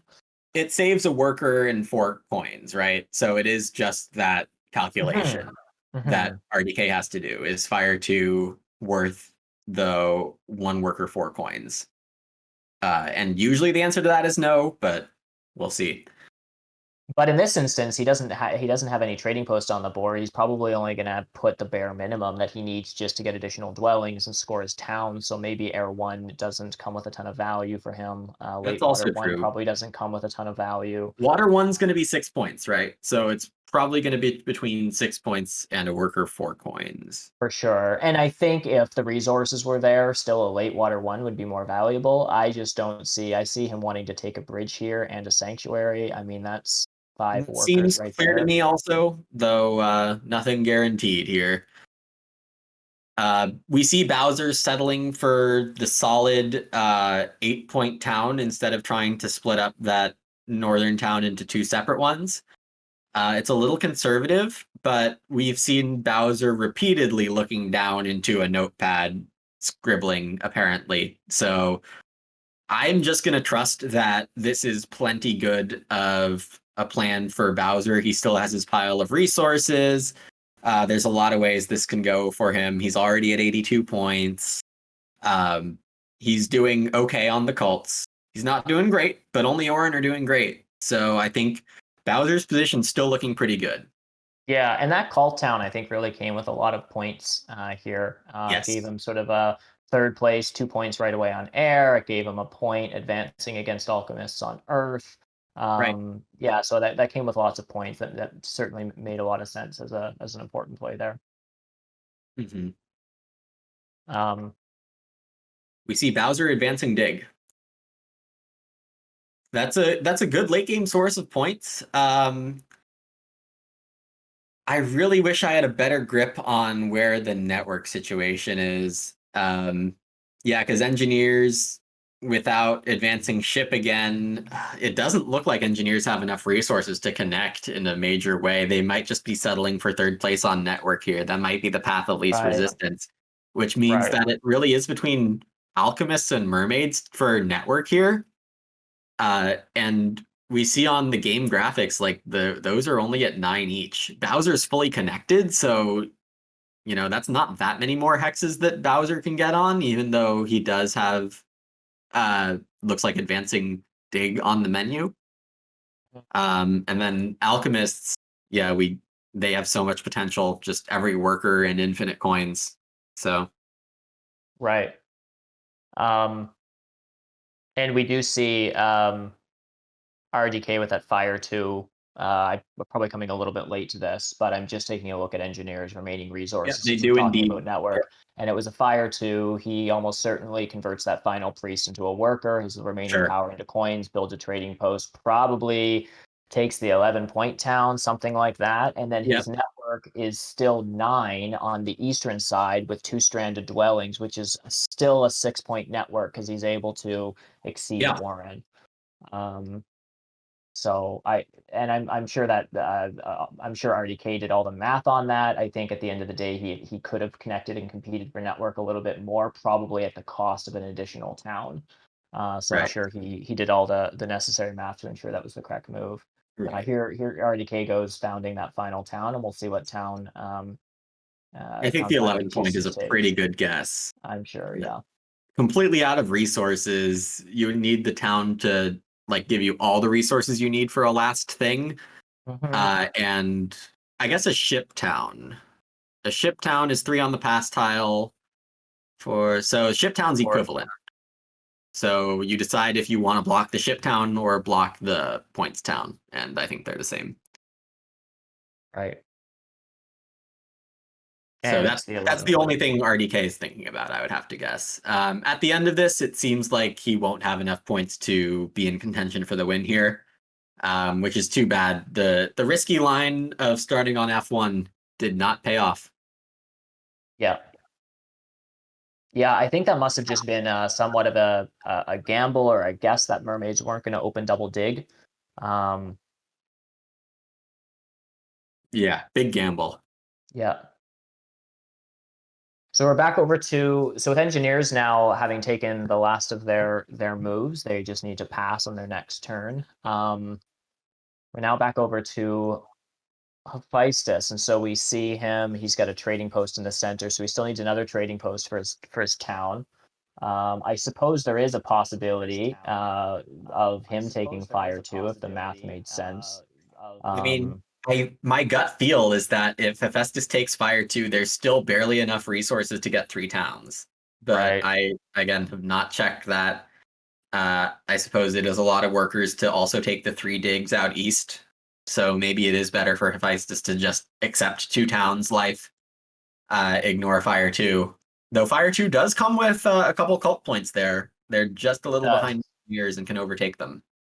2 cult points for him, 2 against engineers. So it's a swing of 4 to engineers and 2 to the rest of the table. Comes with an extra power. Yeah, given the ban on math, we can't say much more, I think, about Hephaestus's plans.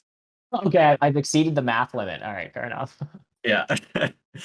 Bowser still has a pile of resources, still has 94 points, still could make some good plays on network, still has a town to found. I still think this is Bowser's game to lose. Sprockets seems to have executed his game plan pretty closely to what he wanted based on what we've talked about so far. Yep. Sprockets also has one more town to found and does have the resources for it. We see that Hephaestus does just make a typical town here. Right.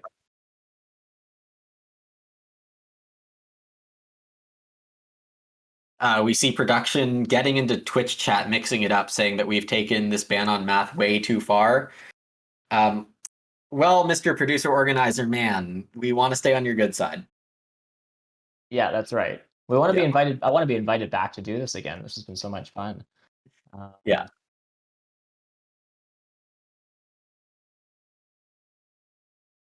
We have noises in our ear.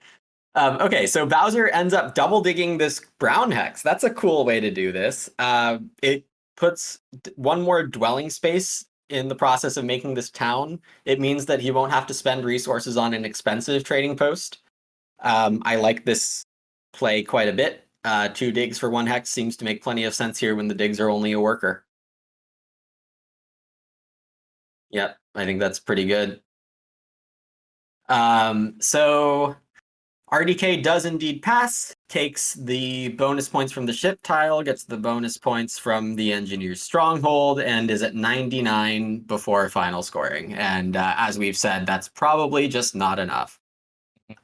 Orin still need to build 2 trading posts. One looks like it's going to have to be expensive, given that engineers did not connect on I-5 there. Right. And Hephaestus needs to spend at least 4 workers making, no, at least 6 workers making this last town here, maybe even more than that. So there's a lot of work to be done on his end, though. He's also at 98 points now. Potential for some network points in a big way, but also the cult points. Alchemists doing their typical bad job on cults because they need to spend their priests in other ways. For sure. Yeah, I still think one of the nice thing about Bowser's game here is how he just has some like nice, lazy cult points. Yeah, absolutely. Getting away with 4 points on water at step 3, which looks like how this will shape up, is just Right. really incredible.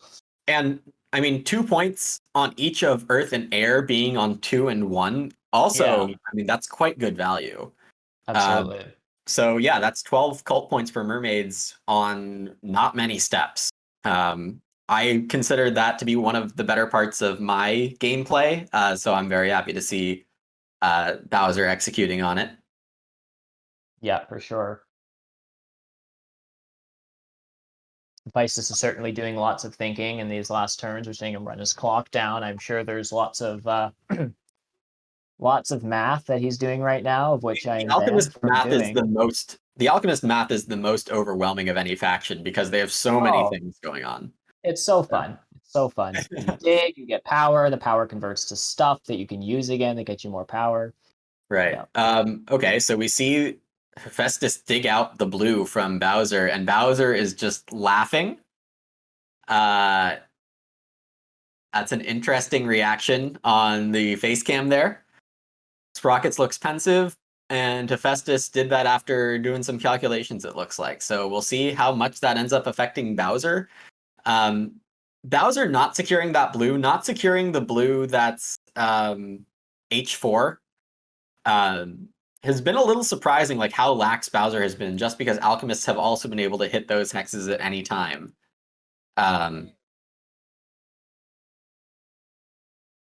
And it's interesting that alchemists thought they could afford those 2 workers. Well, that was just what I was about to say. I mean, it's a nice thing to be able to take a hex away from the player you're competing most for a network. But that's my reaction is that I'm surprised he thinks he can afford that, because it looks like, it's 2 trading posts on the western town plus a double dig and a dwelling. I think this. So in my head, I did the sum math very quickly. I think he can afford it. Watch and see. Yep, I think he gets there. I just did the math. He can, yeah. Yeah, so we have to trust these players sometimes. They sometimes mess up, but often they don't. Mm-hmm. Yeah, it probably means that was exactly the resources he felt he had left after founding that town, when all the power cycling has been factored in, and so he just, Right. Yeah, he just did that move now.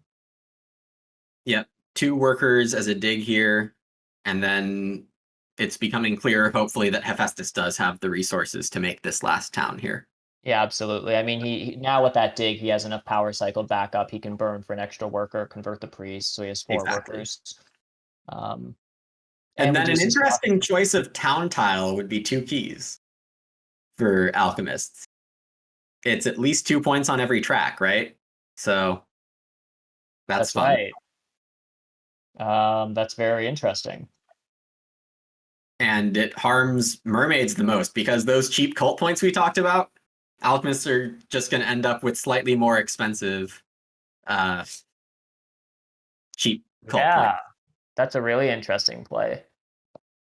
Now, Bowser did found his final town and take a priest, so he does have a priest in hand. I assume he'd probably want to upgrade shipping with that if he could get away with it. But right, he might feel like it makes more sense to save that priest to defend the water called, and I don't know. Yep. Defending water or actually earth seems the most valuable here. Right. Either of those seems totally fine. I mean, even sending it to air does plenty. Right.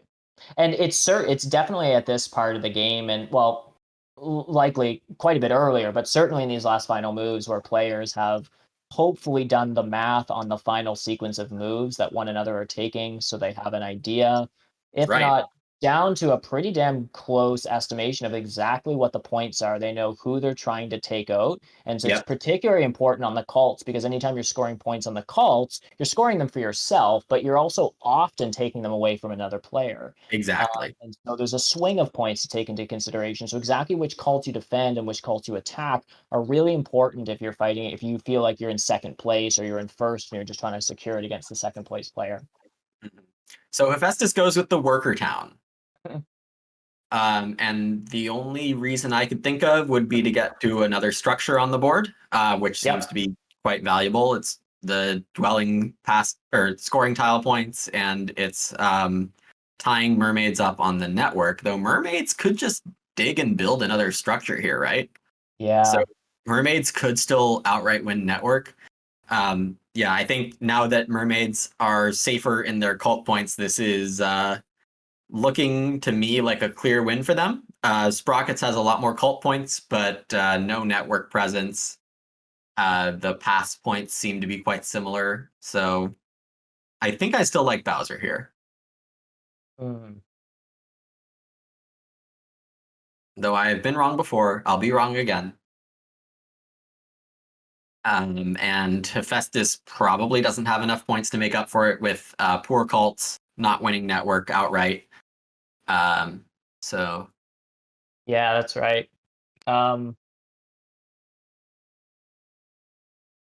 Yeah, so Bowser was able to send that priest to Earth to secure it and still has the resources to dig and build another structure, which means there's no way that alchemists can exceed or even tie mermaids on network at this point. right. And if Bowser indeed is able to pull this off, that'll make a very interesting storyline in the first two games of this tournament. Because, of course, on Wednesday, we had Istari being the Dark Horse champion of that group. And if Bowser is able to pull that off, well, it says an extra thing that I'll get to later, but it's a couple of underdogs doing quite well in these opening games. And to me, that says that the gap in skill at the high level of Terra Mystica is so small that just trying to attack the better player is an overcorrection.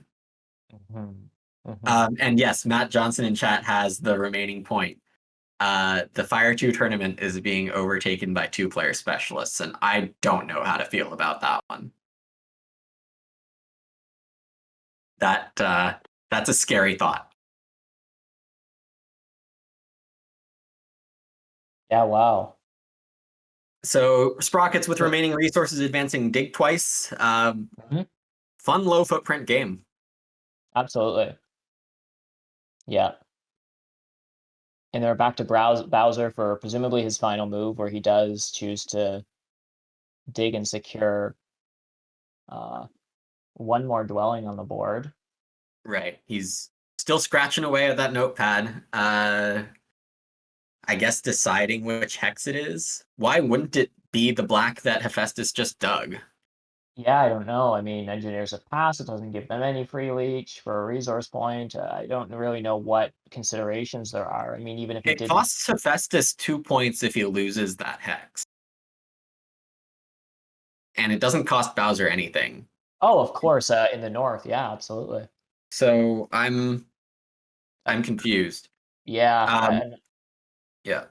So, it could just be a case of this is a very tight game, and Bowser's 90% sure that's the correct move, and he's just double and triple checking everything. I know I've certainly done that in tight games where I felt like I had a good shot of winning, of like, I'm pretty sure this is what I need to do, but I'm just going to run my clock down and take my time and just look at everything once more, just to double check that this is what I want to do. And yeah, and that's a good point, because time is one of the resources that you play with. And indeed, that's what we end up seeing. I had a hard time imagining it would be anything else. This does mean Hephaestus needs to dig an extra move and turn power into workers instead of coins, which wastes points. So solid move from Bowser, shaky move from Hephaestus would be my evaluation.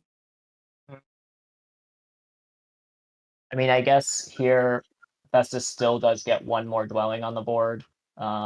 No, he doesn't have the. What am I talking about? He doesn't have the power. He's one power short. If he digs, he'll have enough power to change. Of course.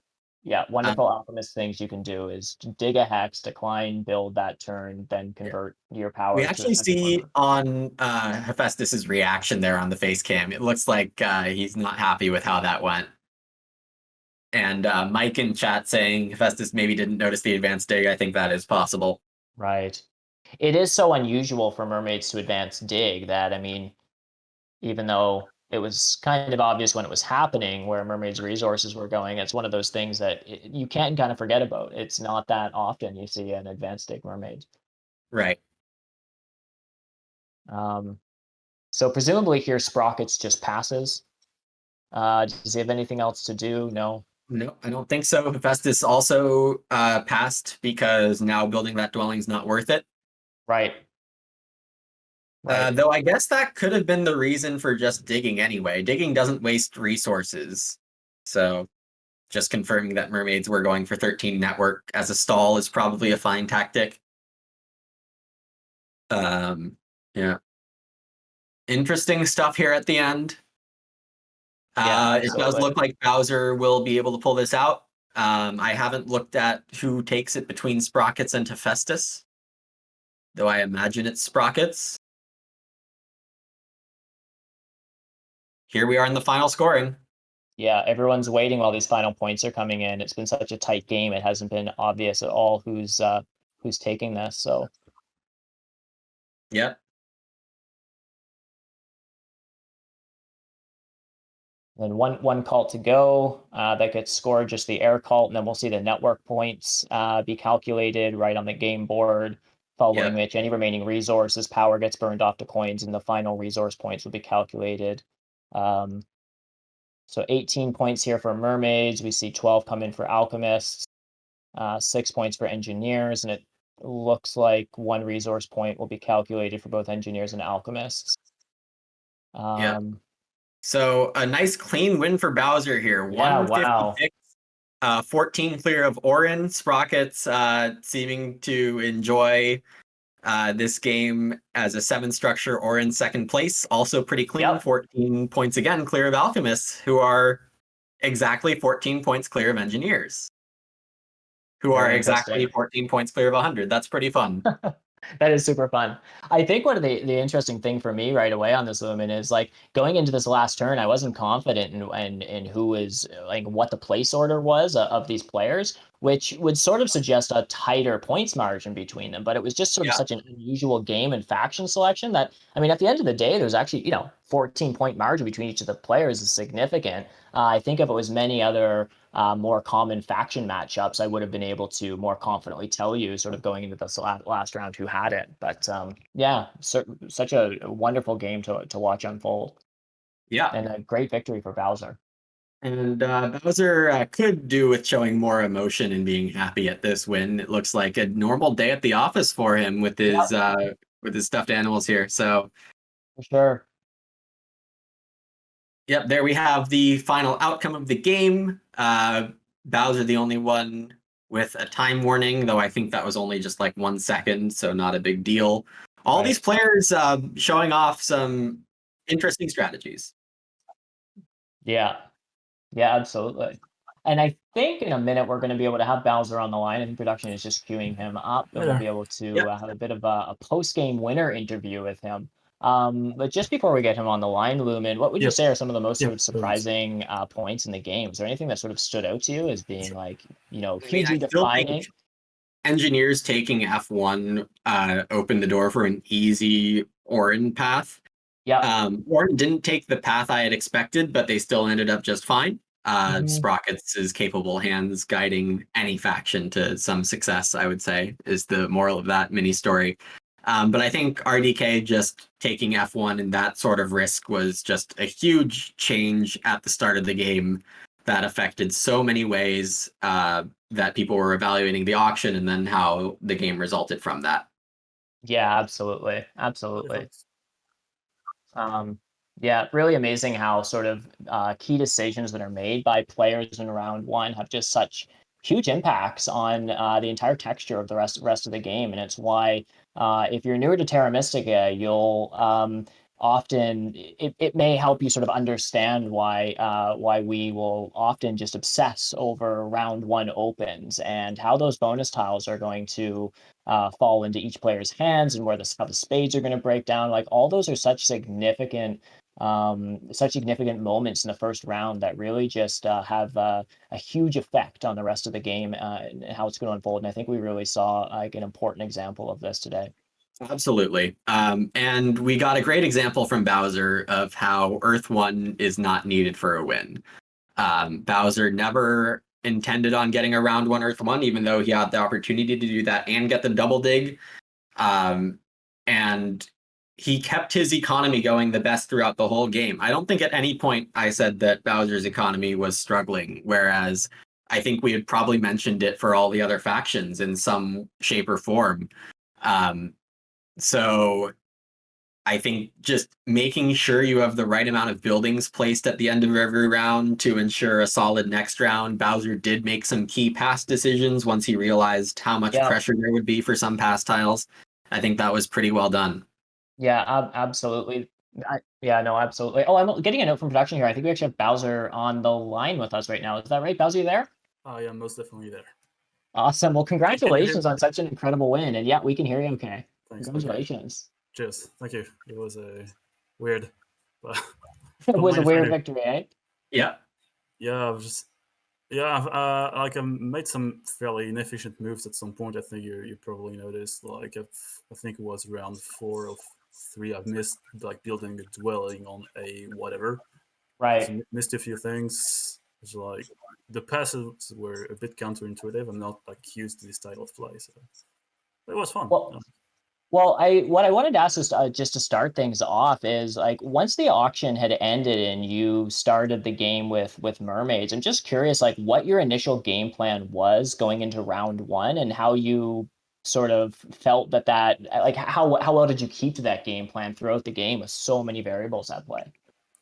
I think at the very moment, like before, like even dwelling placements, I knew I was going just to go for an economic game. I did not want to get Earth 1. I just wanted to secure double ding and was hoping to get a at least a three power pass tile, so I could actually get double dig and secure my hexes because we are all in like a full way sandwich. So we all I ought to secure my hexes as fast as I could. And yeah, that was pretty much it. I was pretty happy actually getting Mermaids. I kind of wanted Alchemists first, but yeah, Mermaids had the advantage of giving me information about the dwelling placements. So that's really what I wanted to go for here. Yeah. First Seat does have that fun advantage, not only in the early leech or power action, but having the information for the last dwelling. And I think that's something we noticed with your first placement on D5, is potentially that it gave you the option to go anywhere with your second dwelling. Yeah, because I was quite like, it was really dependent on where alchemists wanted to place themselves, like on whether who I really wanted to block. And in the end, just engineers went all the way down to west. So it was like, I'm first seats. If I get like a three power pass tile, I'm gonna get double dig before them and secure this hex, and just engineers are done. So it's like, yeah, good to go. I'm all for it. That's awesome. You alluded to something in your answer to my first question. I just wanted to touch on briefly. You mentioned that going into this setup, that it wasn't ever really your intention to take Earth 1 and that you wanted to go with an economic favor. Now, we saw you take Earth 1 later because there was just a spare copy hanging around. It was cool to see you get to pick up that later on in the game. But you said that going into this, that you had really intended to just sort of lock up those spades and go with an economic favor instead of opening with Earth 1. And although that sort of 2-spade action and the importance of that is pretty intuitive to people who have been playing this game for a while, I'm just thinking for some of our audience members who have been a bit newer to the game, I'm wondering if you could just sort of break that down a little bit for us. Like, what was it about the track, the setup, the other factions, the bonus tiles, like the whole game that made you sort of just going into it, just looking with a fresh set of eyes and a brand new setup? Like, what was it about the setup of this game that made you think, okay, this is a game where I'm going to value 2 spades and an economic favor about rushing Earth 1? Fairly simple 2 things, all for VP bonus tiles are there. So like, if you're scoring, like if there are scoring bonus tiles in the game, it means that the biggest economic bonus tiles are not there. So you need some way to supplement that. And the other way around, like Earth 1 is a scoring favor, but there's already plenty of scoring in the bonus tiles themselves. So you just need to like keep a good balance on this. Second thing is the track. Usually, I tend to think round 6 town events do favor economic factions, economic lines, plus the round 5 dwelling event actually like supplements that even more. Right. So actually, I had a question about that round 5 dwelling event. Is that you had the opportunity to build 2 dwellings in the south there at the end of round 5 and just didn't. Clearly, there was a fight for the bonus pass tiles that was happening quite early in round 5. How early was that on your radar to make sure you got a good pass tile? It would depend on how early I would actually secure a bridge. That one of the reasons I went for like that earlier pass was I wanted to make sure I would get a bridge for an easy second down. I think I could have got another one like a second down like without getting the bridge, but it's just something I really wanted to go for. I'm not sure if it was good, but just securing that trading post bonus style, denying it to someone else, and very likely getting the bridge beforehand that was the motivation, definitely. Yeah, and as we see, it worked out. And you had such a solid position throughout most of the game that I think going for a security plan was very strong. And you still scored well over 150. So how much value did you actually give up there? It's hard to say. Probably not a lot. Yeah. So congratulations again, Bowser. Fantastic game from you. Very solid play again. Thank you. Thanks for joining us. Yeah. Thank you very much. Thanks so much, Bowser. Congrats. Thank you. See you soon. Thanks. And with that, thank you all for watching this game with us today. We hope, both Aaron and I hope that we brought an entertaining cast to you all. It was a pleasure. Thanks Twitch chat for keeping up with us, hammering me when I'm making bad points. It's a fun time. Any last words from you, Aaron, before we wrap up here? I had a lot of fun casting this with you, Lumin, and yeah, thanks again to all the viewers in Twitch chat for keeping on top of the game and making such great comments throughout. It's been a real blast. Congrats again to Bowser. Yep, congrats again to Bowser. Congrats to Sprockets for qualifying for the second place game. We will see another game from him in about a month, plus or minus a week or two. I don't remember the exact dates. But thanks again, everyone. Take care. Have a great rest of your day. Bye. Bye now.